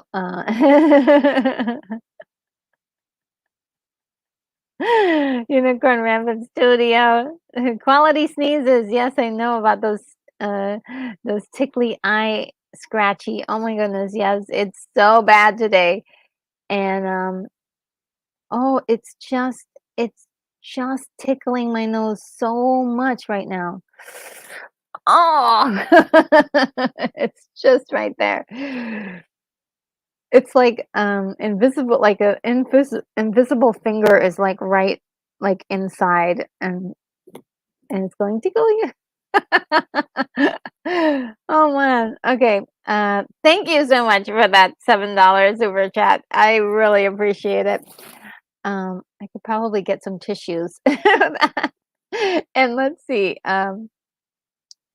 If I can get a nice one for you. Oh, since you're with the puppies, with the doggies today, here's one.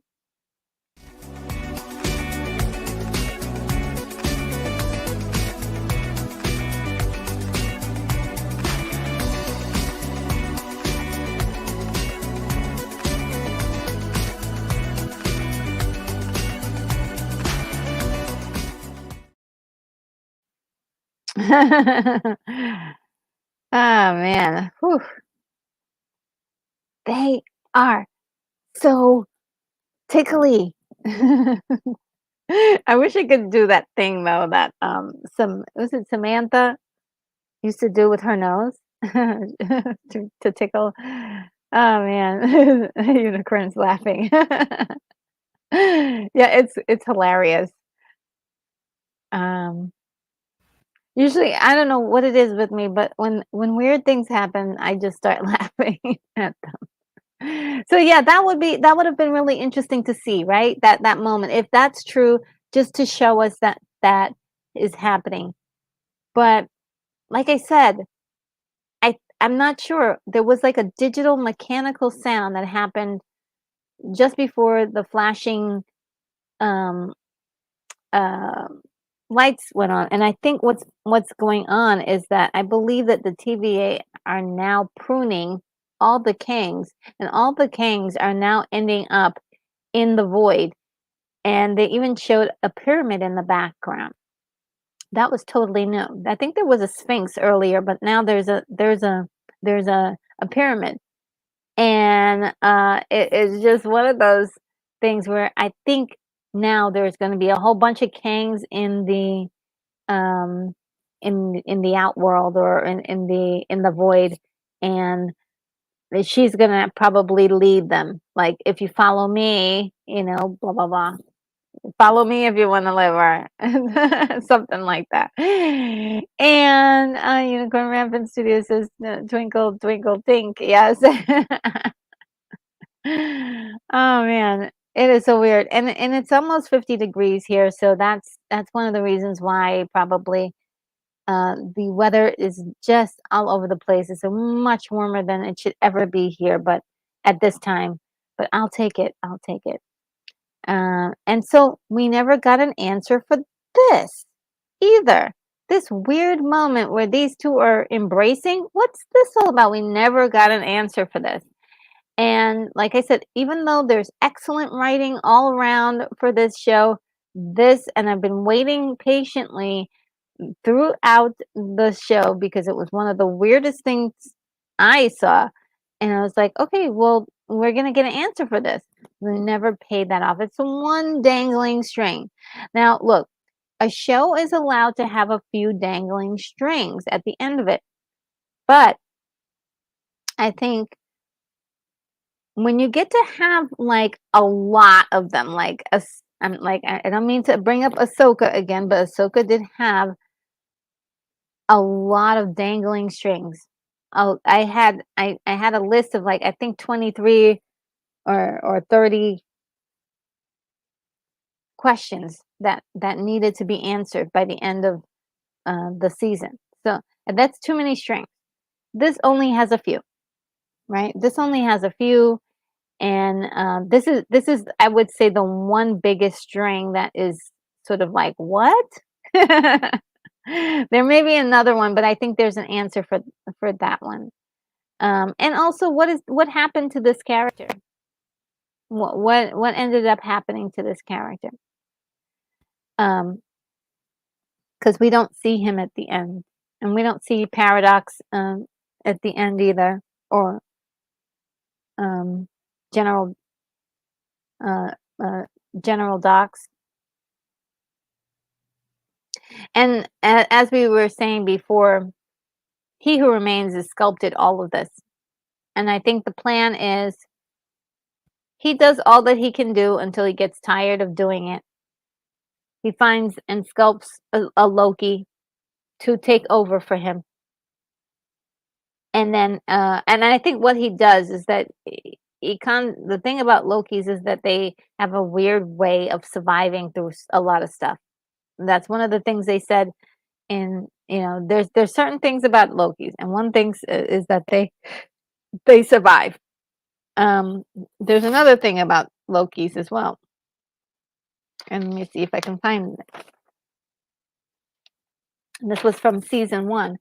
Loki was meant to lose so that way others can achieve the best versions of themselves. So Loki was meant to lose so that others can achieve the best versions of themselves. That was revealed in basically episode 1, I believe, or 2, in season 1, and that is really interesting because we have all his shenanigans really ended up making Thor and the Avengers look amazing, and appear capable for what their next challenges were. And I think it's really kind of like he sculpts. He knows Lokis. He knows what they are. He knows how to manipulate them, and so he knows that he can get a Loki to sit at his table, or sit at the end of time and control the multiverse. So I think he does that because he knows that he needs to be born so that way he can, or reincarnate it within the timeline in order to become who he is.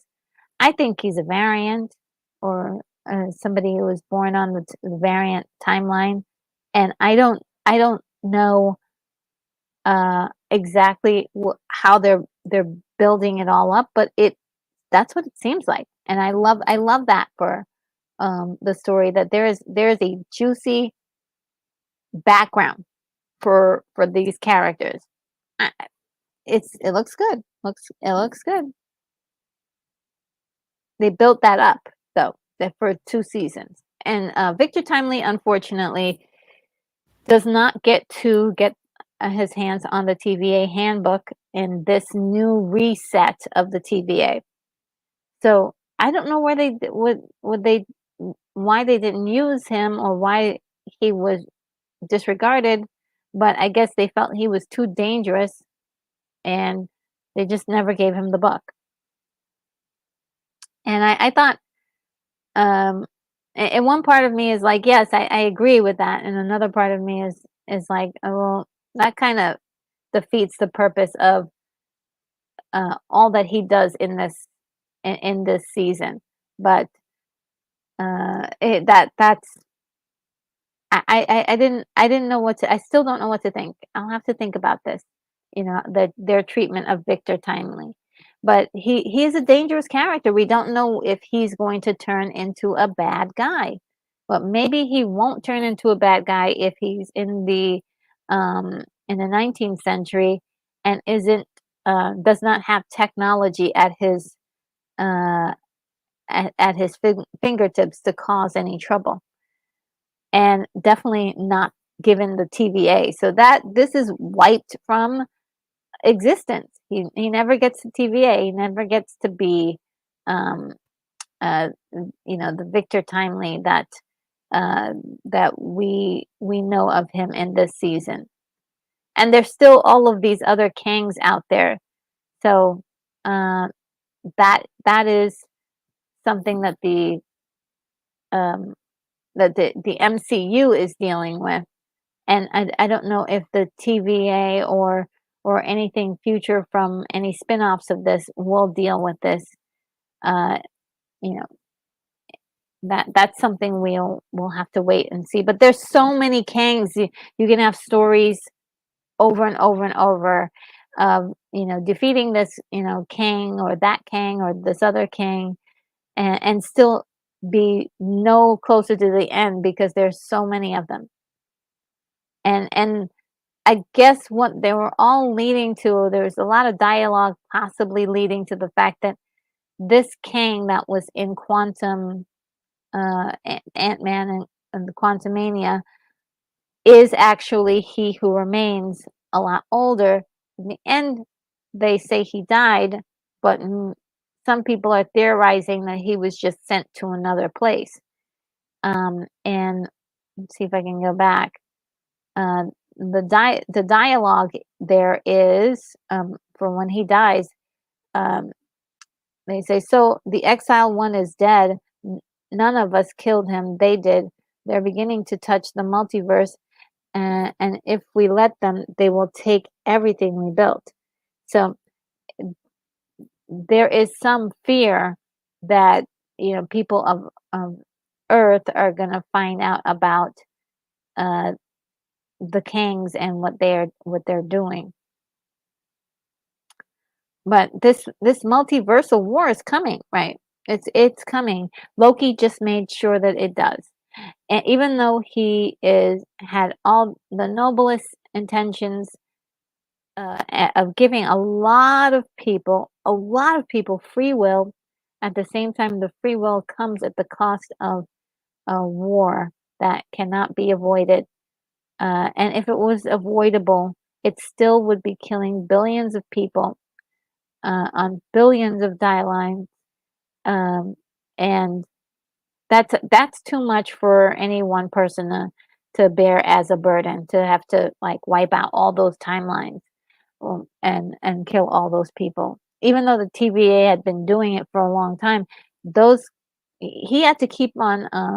Um, he Who Remains had to keep on removing their memories in order to keep them docile and unaware of what was really going on.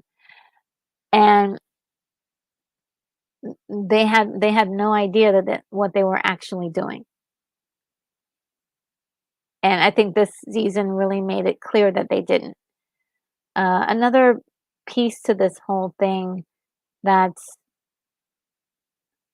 I think that's it. There may be one other thing. If I think of it, I will let you guys know. Anyway, so the season gets a 9.5. I love it. Loved it, loved it, loved it. Now for the headlines, or for the box office. Box office, guys, is very intriguing. Um, let's see if I can blow this up. Okay, so first up, we have the Marvels at number one, but it is definitely open. It has opened the lowest of any of the MCU movies, and that has been causing a great deal of ruckus or hoopla in the YouTube sphere, in the Twitter sphere, everywhere. All of the channels that report on this kind of stuff, they are just loving the titles, of gloom and doom for this. And it doesn't look very good. I'm not sure what else to say about that, but right now they are definitely the number one, um, on the chart. I don't know if that will improve or change, or what, but that's it. Word on the street, some people absolutely, they did not like this offering from Marvel. There are a lot of people who love this movie, which is really interesting. So we got both spectrums, hate and love. So I probably will end up liking the movie. I usually am like one of those people who end up liking movies that a lot of people don't like. Um, so that's pretty interesting. That there are so many people who say they really like the movie, but it's doing so poorly. It's word of mouth. Like people are hearing that it's not great from, from people, and the people who are saying that it's not great are louder than the people who are saying, "Oh, I love it. I love it." So that's what's happening. It is definitely, right down the center, I think, as far as people liking it and disliking it, from what I can observe. And we've got Five Nights at Freddy's holding on. They're at number two. They were number one for quite a few weeks now. And Taylor Swift, The Eras Tour, is holding on to number three. Man, she's doing great. Priscilla is number 4. Killers of the Flower Moon, number 5. The Holdovers, number 6. I heard this is really a good movie. Number 7, Journey to Bethlehem. That's surprising. Uh, we've got, and this is its first week, Tiger 3. Never heard of this, but it is number 8. This is his first week as well. Radical, uh, Paw Patrol is still, oh my goodness, it's at number 10. Paw Patrol is doing so well, hanging in there. And Exorcist Believer, number 11. After Death, number 12. And What Happens Later, number 13. Interesting box office today. Um,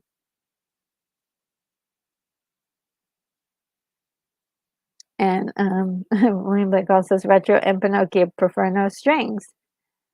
And yeah, I rather have my storylines without strings, but sometimes there are some. And William Blake goes, says Marvels are on top, but it's a weak field. Freddy's is fizzing out. People aren't rushing to Priscilla Presley bio or the latest Scorsese drama, and Taylor Swift is a phenomenon. Yeah. And the thing about it is that yeah, it's been out for quite a few weeks now, so people are just still trickling in to see that Eras Tour movie that she's got there. So great job. Beyonce's going to have hers soon, so that'll be great for the holidays. And I believe it's in during the holidays, so that would be great. Don't take my word for it though. I thought it was in December. But yeah, Five Nights at Freddy's is like slowly, like I think all the people who were going to see that have mostly seen it. Now we've got a lot of repeat viewers that want to do something on the weekend, and so hey, let's see Five Nights again. Priscilla has been getting mixed reviews, and I think from the critics love it, but I think general audiences are not so crazy about it. Yeah, such a great like an interesting grouping here, very interesting grouping. Okay, so the headlines. Let's see. William says, "I may see the holdover." Ooh, okay. Tell me what that how that goes. I heard that it's actually pretty good. Got critical acclaim there. Bonzo Kilborn says hello, Retro, and gives me some black hearts. Thank you so much. And let's see. All right, so big news. Everybody's talking about in all the channels. Kang is out of the MCU, and it's really more like rumor right now. And there's a couple of reasons why audiences are not excited for the continued Kang storylines because Quantum, they weren't excited the stuff that happened in Quantum Mania. A lot of people have shown some concern over Jonathan Majors' court issues, and they're absolutely right. It is something to consider, but I don't personally. I think that they should not drop it, and definitely not for that reason. If there's a need to recast, they can easily recast. It's so easy because they're dealing with time.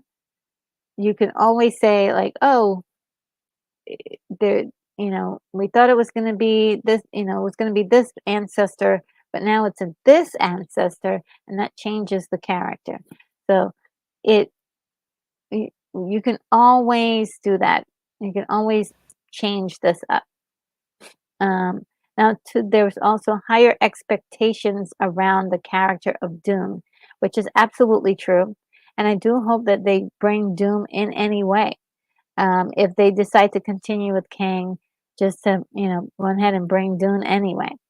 But also, because you can have more than one villain at a time, but also they have been working on a Fantastic Four movie, and so we can't get to Doom before we get to Fantastic Four, and we don't want to rush that. We don't want to rush it, and like all of a sudden it's Doom that's the bad guy, and rush the storylines, and you get another hot mess trying to adapt or change something. I think they're working on something here. I think they've been planning stuff. It's just taking a longer time. I think audiences are also a little bit impatient because in order to get to Thanos, who was the big bad from the MCU, we had short, small little stories that were separate, and we slowly built to Thanos. It took a very long time to get to Thanos. And we got maybe a sprinkling of him in a few after credits. And then we had the two movies with him in it, the last two movies. And so it needs some building up. Maybe Kang isn't the outright villain of all villains, but we need to build up to that Doom thing where we can actually feel like the weight of it. I I I think I think they are working on something. It's not that I have faith in them or I'm a big Marvel fan. I really am not, but I could see something is happening there. I see something brewing. Um, I'm not entirely thrilled with everything they're doing, absolutely, but in the focus of Kang, I do see something there, and this show Loki is showing us a little bit of that. And also, yeah, just as a reminder, there is only rumor. None of the major trades are actually reporting this right now, but a lot of people are having the conversation that what if they do switch it? Now, there are some people who are saying that Disney is leaking out stories like this amongst the fans to test the waters to see what they want, to see what the fans want. And I think this is a good and bad idea. And a good idea would be to test the waters out for maybe something else. But to change one of the biggest characters you put a lot of time and energy and money into to completely change overnight, I think is a bad idea. Uh, it's a very, very bad idea. But there needs to be some more cohesion with all of the strings that they have for all of these movies that they've been having. They don't seem to have a flow or one essential reason why they should all be in the same world. And eventually, I think we will be getting a movie with all of these characters, but at this point, it's scattered and it's fractured and it's just not feeling cohesive. And that's what they need is to bring it in. Bring it in. Bring it in. Bring all the storylines in and like focus in on telling a story that feels connected now that they have all of these separate. Like Shang-Chi, like what is he to all of this? The Eternals, what are they doing? Like bring it in. And William Blake Hall says kids are stuck at private school for the winter break and Paul Giamatti's in charge of them. Oh yeah, for that movie, The Holdovers. Yes, yes, yes. I saw a clip of it and I was like, "Oh, I'm getting PTSD from being in school." All right, and so while between last week and today, SAG-AFTRA strike has been um, officially over. It was 118 days. Um, and I think we're all very happy that that they're back to business. Hopefully, we'll get some entertainment to fill out 2024.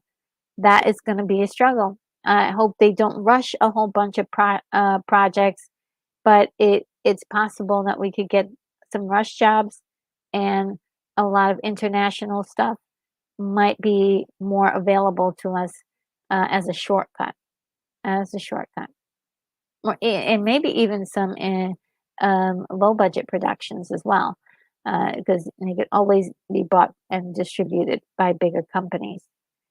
Now, The Mandalorian has, uh, it's been 4 years since the first episode of Star Wars The Mandalorian. It was the first live action series on Disney Plus, which is saying a lot because they now have had so many series. I'm just sort of like, wow, that's crazy.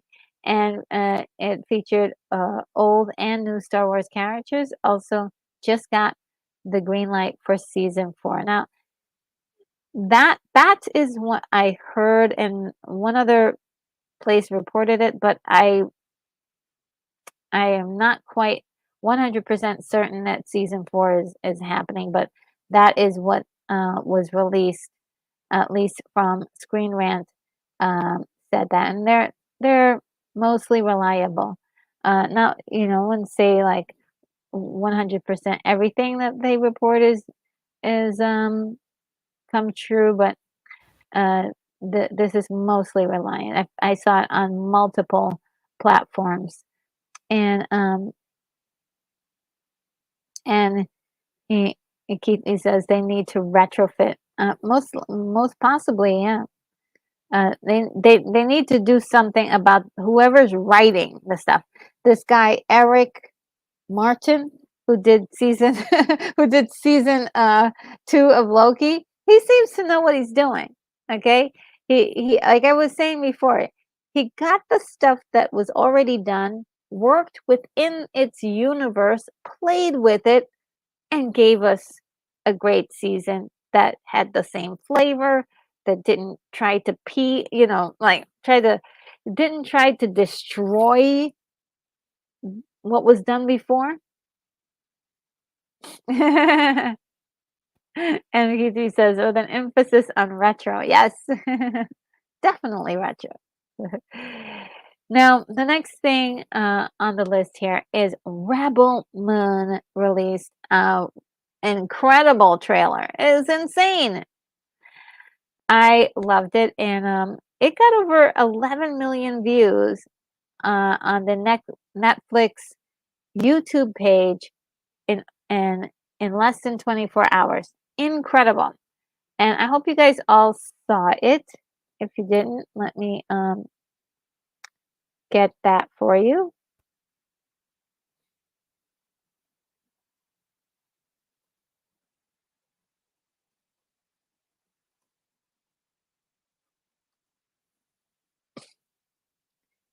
It's so good, and I I watched it a couple of times because it was so good.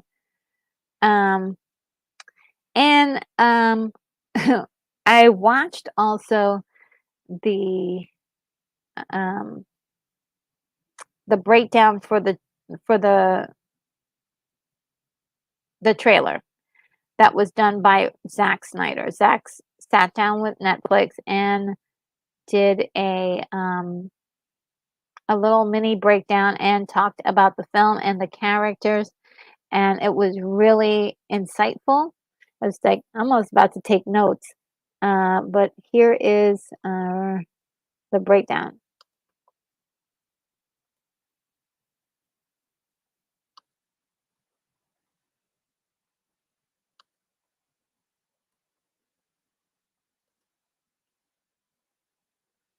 Okay. It was really good. If you like movies and you're a fan of you know filmmakers and what they do, he really kind of get into detail about his process. He said he did over 100 pages of backstory and I believe 4,000 drawings or something to that effect. I'm not sure if I have the numbers absolutely correct, but he did a lot of drawings. And I want to see all of that. I want to see that book that he puts together with the backstories and the drawings and all of that. I need to see all of that. So I hope he does release it and, put it together. I think he showed a few of them and they were insane. Insane. And so I loved it. I loved it.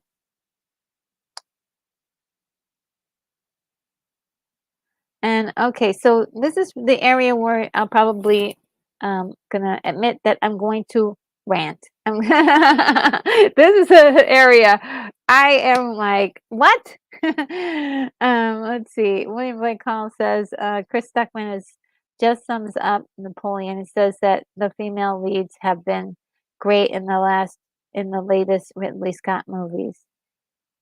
Oh, okay. And of course, Ridley gave us Ripley. Yes. And okay, so mm, WBD, Warner Brothers Discovery, nearly scraps another movie. Now, let me read this.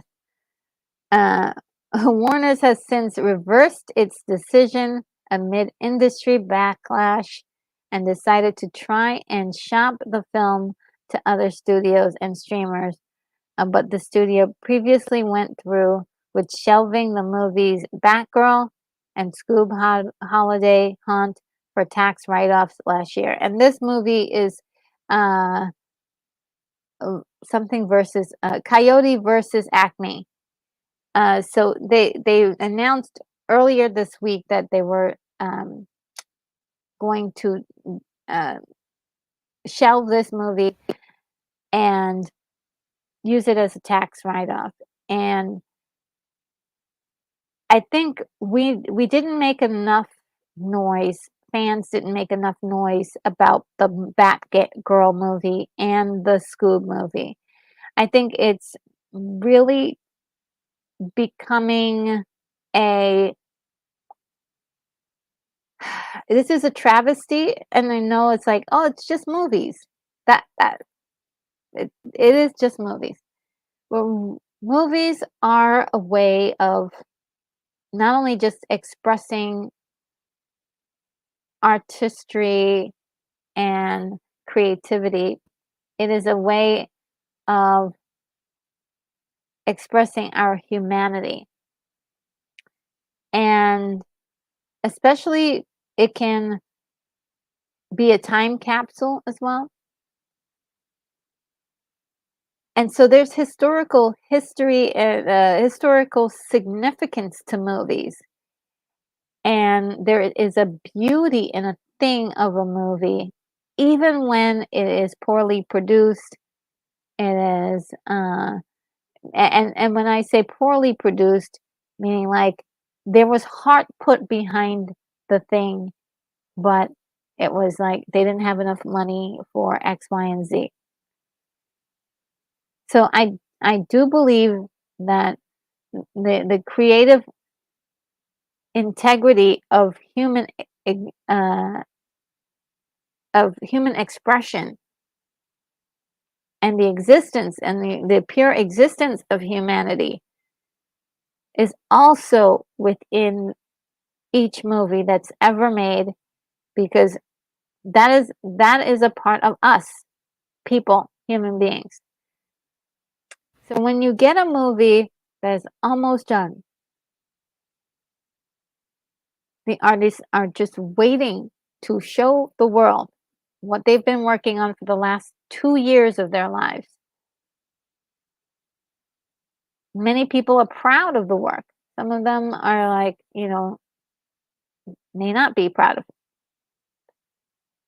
Whatever it is, shelving that movie is a crime against art.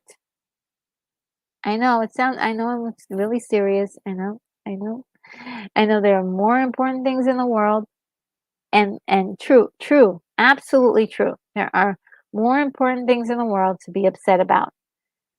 But this in particular is what we're talking about in general on this channel is our movies and appreciating movies. And this is the very opposite of appreciating movies. This is This is absolutely ridiculous at this point. And like I said, I think we didn't make a big enough noise about Batgirl. We let that happen. And we thought, okay, well, there must be a good reason why they're doing. And it was the first time, really, we've really even heard of a production that was nearly done, which we discovered it really wasn't nearly done, but it was almost nearly done. That was basically shut down and shelved. Had people who were really passionate about the projects, and it was ripped right from underneath them. Only for now them to do it to 2 more movies.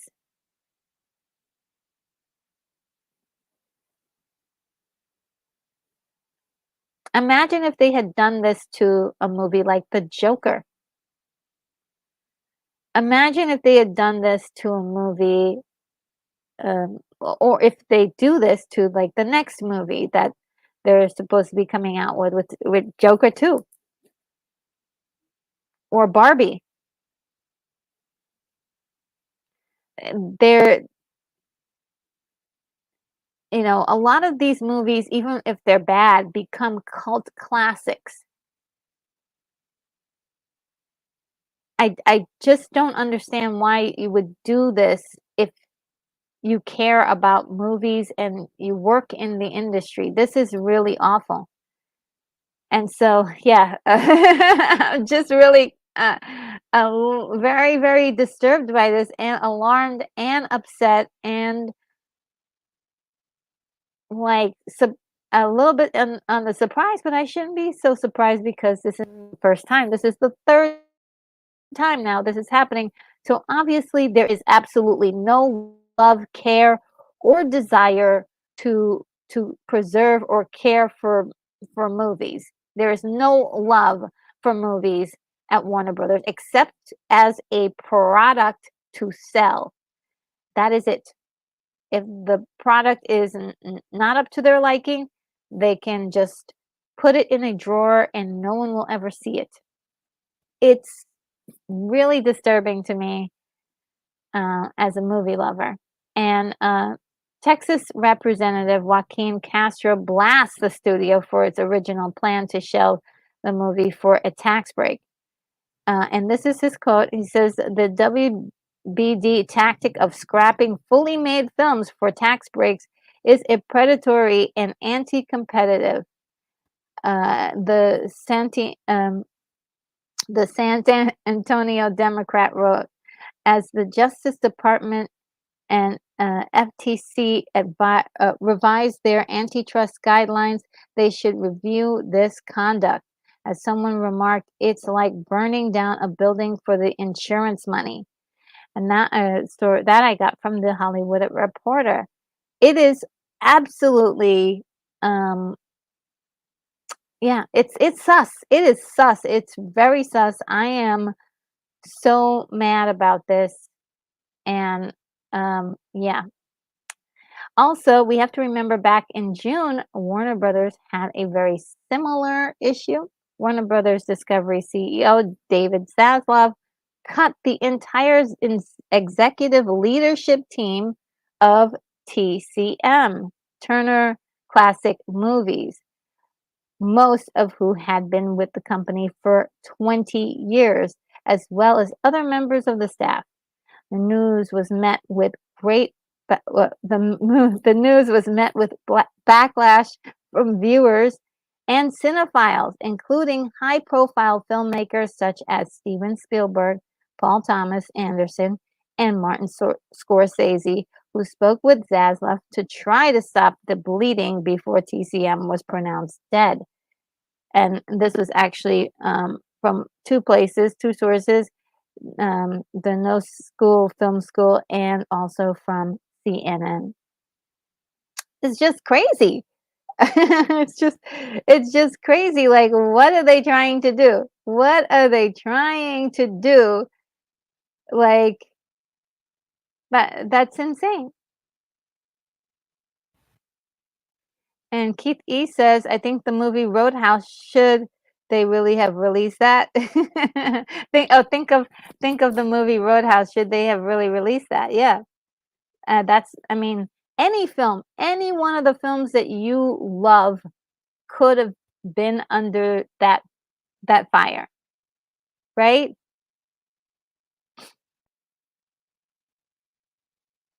Any movie that you can imagine could have been like, "Oh, we don't understand the movie, so, we don't think it's gonna make money, so let's just scrap it." Like, imagine the first Dune with David Lynch's Dune. Don't like that movie, don't understand it, it's too convoluted, it's too crazy, so we're just gonna scrap it. Now, I figured with Batgirl, I thought, "Well, okay, we're gonna probably get what they did with, the Superman movie." Remember the Superman movie that they almost made with,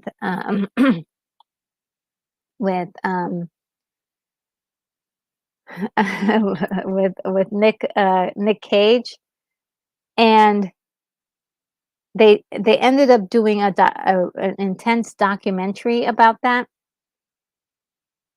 and Tim Burton was involved, and Kevin Smith was involved. It's very interesting to me. That was also Warner Brothers. That was also gosh. But I thought at least Batgirl would get something of a documentary like that, right? And so we can find out what happened behind the scenes. It's just we should have a movie. If it was bad, then make it bad. But who knows? It could have been a cult classic. We'll never know. We'll never know. We'll never know. And all of the performances are gone. All the performances, whether they were good, bad, funny, hilarious, uh, atrocious, they're gone. They're gone. Necron is here. Hello. How are ya? It says preach retro. Well, I didn't mean to go on a rant, but this subject matter really makes me angry. It really does. And Warner Brothers is the only one who's really like I'm sure other studios are figuring out doing that too. They start projects and they're like it's not going to work and they scrap them. Fine. But we're talking about movies that are done. They're finished, right? There may be some like technical other thing, but they're all like most of the job is done already. Actors came in and did their thing. And Keith is like preaching to the choir. Well, it's like when your favorite restaurant gets bought out by new owners, the food is no longer the same. The passion is gone in the kitchen. Yeah, they don't care about it. It's just a product, you know. It's just a product. It's no longer special. It's just a product, you know. Batgirl was just another product on the product line that was defective. They tossed it out. That's it. Woodrow says FTC is 100% corrupt. Not surprised Congress is punting to them to do nothing. I don't know much about. I don't know enough about it, but if you say so, Woodrow, I don't know. Um, I I'm not sure what they could do at this point. Really, to be honest, yeah, you're right. I'm not sure what they can do about this. The only thing that can really help is the uprising of people saying what you're doing is wrong and do better. And let people who have power, like Scorsese, like Spielberg, hey, look at what this guy is doing. This is the third movie that's no longer in the zeitgeist anymore. It is gone. You can't look it up, you can't find it. It's gone. And Keithy says, I have experienced that the portions just get smaller and smaller and smaller unless fresh quality goes downhill. Yeah. And Keithy says, my parents went to a seafood restaurant to change uh, 4 times, and the fourth person really killed it. Oh, I'm not getting that one. I know it's a joke. I'm not sure. To change tans 4 times. I wonder what that word must be. Siri is messing you up. Luckily, the novel Dune still had great stature, regardless of any movie. Yeah, and we all know, Hodorowski's Dune. He was supposed to do a movie and never got made, but we got this incredible documentary. So that's what I was hoping was going to happen with Batgirl. Eventually, we're going to find out the story. But also, to be very honest with you, I don't have any high hopes that they will do anything like that, because this company is very, like, they're not liking movies. They don't see movies as valuable. That really is concerning. That is concerning. And even if it was riotously bad, like you look at something and it's horribly horrible, an embarrassment. Sometimes those movies are the best entertainment on a weekend. You just laugh and laugh and laugh at that movie.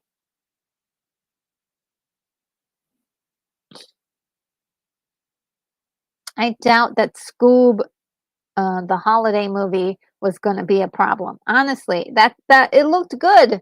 I was like, oh my god, why are they not showing that? Why did they take that off the table? Yeah, I don't know. And Keith E says some things land on their feet, know badly how they've been mismanaged. Yeah, they still, unfortunately, Warner Brothers Discovery, and maybe this is why they're making crazy decisions like this, is because there are still $45 billion in debt, and even with the huge hit that they had on their hands with Barbie, most of that money went to Mattel. And so they're still having a hard time at it, because they're just unloading gobs of money on movies that are not going to make, like, the amount of money that they put into the Flash, and for what we got in return with all of the weird special effects that looked unfinished and uncanny, and is the perfect word to say, is really shocking. Like, what were you doing with all that money? They were doing reshoots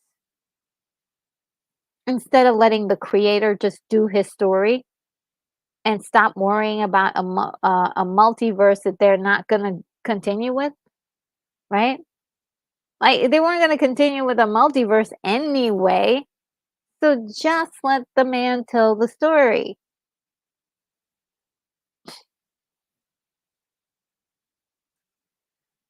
No, there were reshoots on top of reshoots on top of reshoots. Same thing with Aquaman, reshoots on top of reshoots. That costs more money. These movies, they should really be somewhere around $100 million instead of like $200 to $300 million. You don't make any money back from that.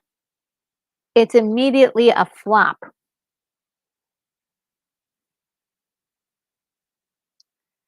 So, yeah. Anyway, guys, that's it. I ended the stream with a huge, huge rant about film. Uh, Look, that's I love I love movies, and I think it's my mission to, I don't have anything else in my it's my mission, to really, like, appreciate movies.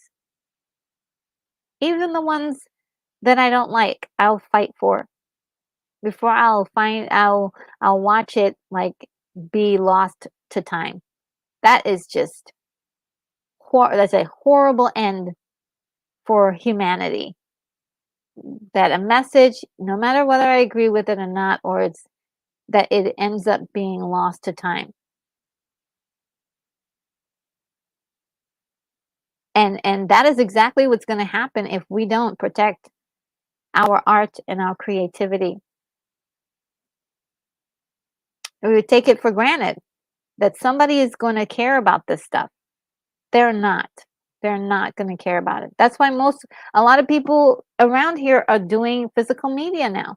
They don't trust the streamers to actually keep the content that they say they're gonna keep, because they haven't been. They've been selling it to each other, and then they're like, "Oh, yeah, where can I get a copy of this thing?" Can't find any copies of things. And now they're stopping. I believe Disney is not going to be able to send anything to Australia. Any physical copies? What is that? What is what is that? Can't trust them. Can't trust them. They change their mind. And yeah. Anyway, that is the end of the show today. I don't want to didn't want to end negatively, but I just wanted to make that known. This is something we should really get a little serious about. Again, there are more important things in the world, but let's not forget that uh, humanity is part of our concern too, and keeping upholding our history and our art, creativity, and all those things. And William Blake Hall says, "You're right. The loss of art is a tragedy." Yeah, and the thing that really gets me is, like, especially when war times come, uh, a lot of art gets destroyed. Gets destroyed. So again, we have to protect it. We are the ones, because obviously studios aren't interested in protecting the art. There a lot of them are trying to change it or get rid of it. Like Splash, all of a sudden there's like digital hair covering. This is a movie I saw when I was little, and all of a sudden it's too spicy, and they had to do some digital hair, and it's just really like, what are you doing? Like everybody's messing around with the originals, and trying to, sculpt them into today's standards, and they shouldn't do that, shouldn't touch it anyway. um I'm gonna read today, and I'm gonna film a video, and I'm gonna watch a new movie as well, and do a whole bunch of stuff for you guys. And let's see what's next. Let's be hopeful for. I'm sorry. Did I do that? Did I get all emotional and ranty? It's just so funny. Okay, let's see what I have planned next. I think some of you guys have figured it out, but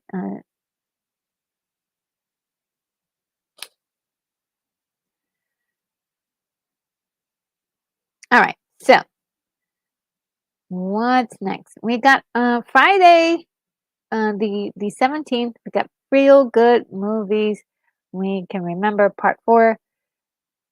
Unfortunately, Lance can't from the Outcast Creative cannot be with us, but I will be here and we're gonna go through about 8 to 10 movies that I've chosen, and I think you guys are gonna like it.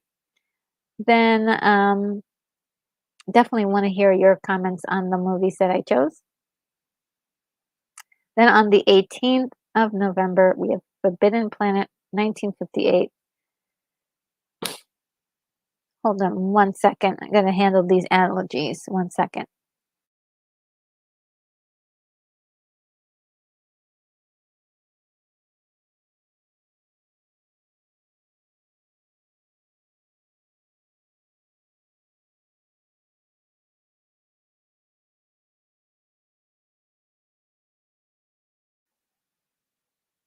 All right. Um, so yes, Saturday the 18th of November, we've got Forbidden Planet 1958 watch party. Oh, gonna love it. Do love that movie. And let's see. Um, next Wednesday, uh, I I think there's actually gonna be Scott Pilgrim on Netflix. I have not seen the movie Scott Pilgrim. I've heard a lot about it. I've seen a lot of clips. I know everything there is to know about it. I'm gonna try to see Scott Pilgrim this weekend. I got a lot of watching of movies and TV shows to do this week, so I'm gonna be doing all that behind the scenes. Um, and oh, I just wanted to let you guys know that this Sunday, I will be posting a brand new movie review. Okay, so look out for that this Sunday. This Sunday, I'll be posting a brand new movie review, and that should be great. I can't wait to share my brand new movie review with you. I'm also working on another one to come after that. That's the future. Um, the next watch party that we're doing on the 25th will be Miracle on 34th Street, the 1947 version. So I can't wait for that either. So those are the things that are coming up. I hope you guys will like it. Um, and uh,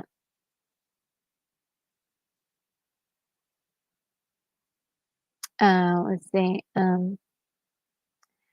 Did you see the Stuckman video I emailed you because it sounds like his language? Um, no, I don't think I saw it yet, but I will. If it's his latest video, it's in my queue to watch because I usually watch all his stuff. Um, been watching him since he started. Oh man! And William Vigo says we'll be on the lookout on Sunday. Yes, it will be a brand new movie review on Sunday. I can't wait. And all my Patreon people, you've already got the early access, so go on ahead and take a look at it. Instead of a few days like we were doing before, you guys get a whole week. So I had it posted on Sunday. It's from Sunday to Saturday, and you'll be able to see it until Saturday. It'll be great. Uh, so let's just check, check, check. All right, so I am out of here. I hope you guys enjoy the rest of your day and the rest of the week, and I will see you soon. Hopefully on Friday. Possibly, yeah, maybe. Uh, just double check that. And yes, without further ado, everybody, I will see you in the next video.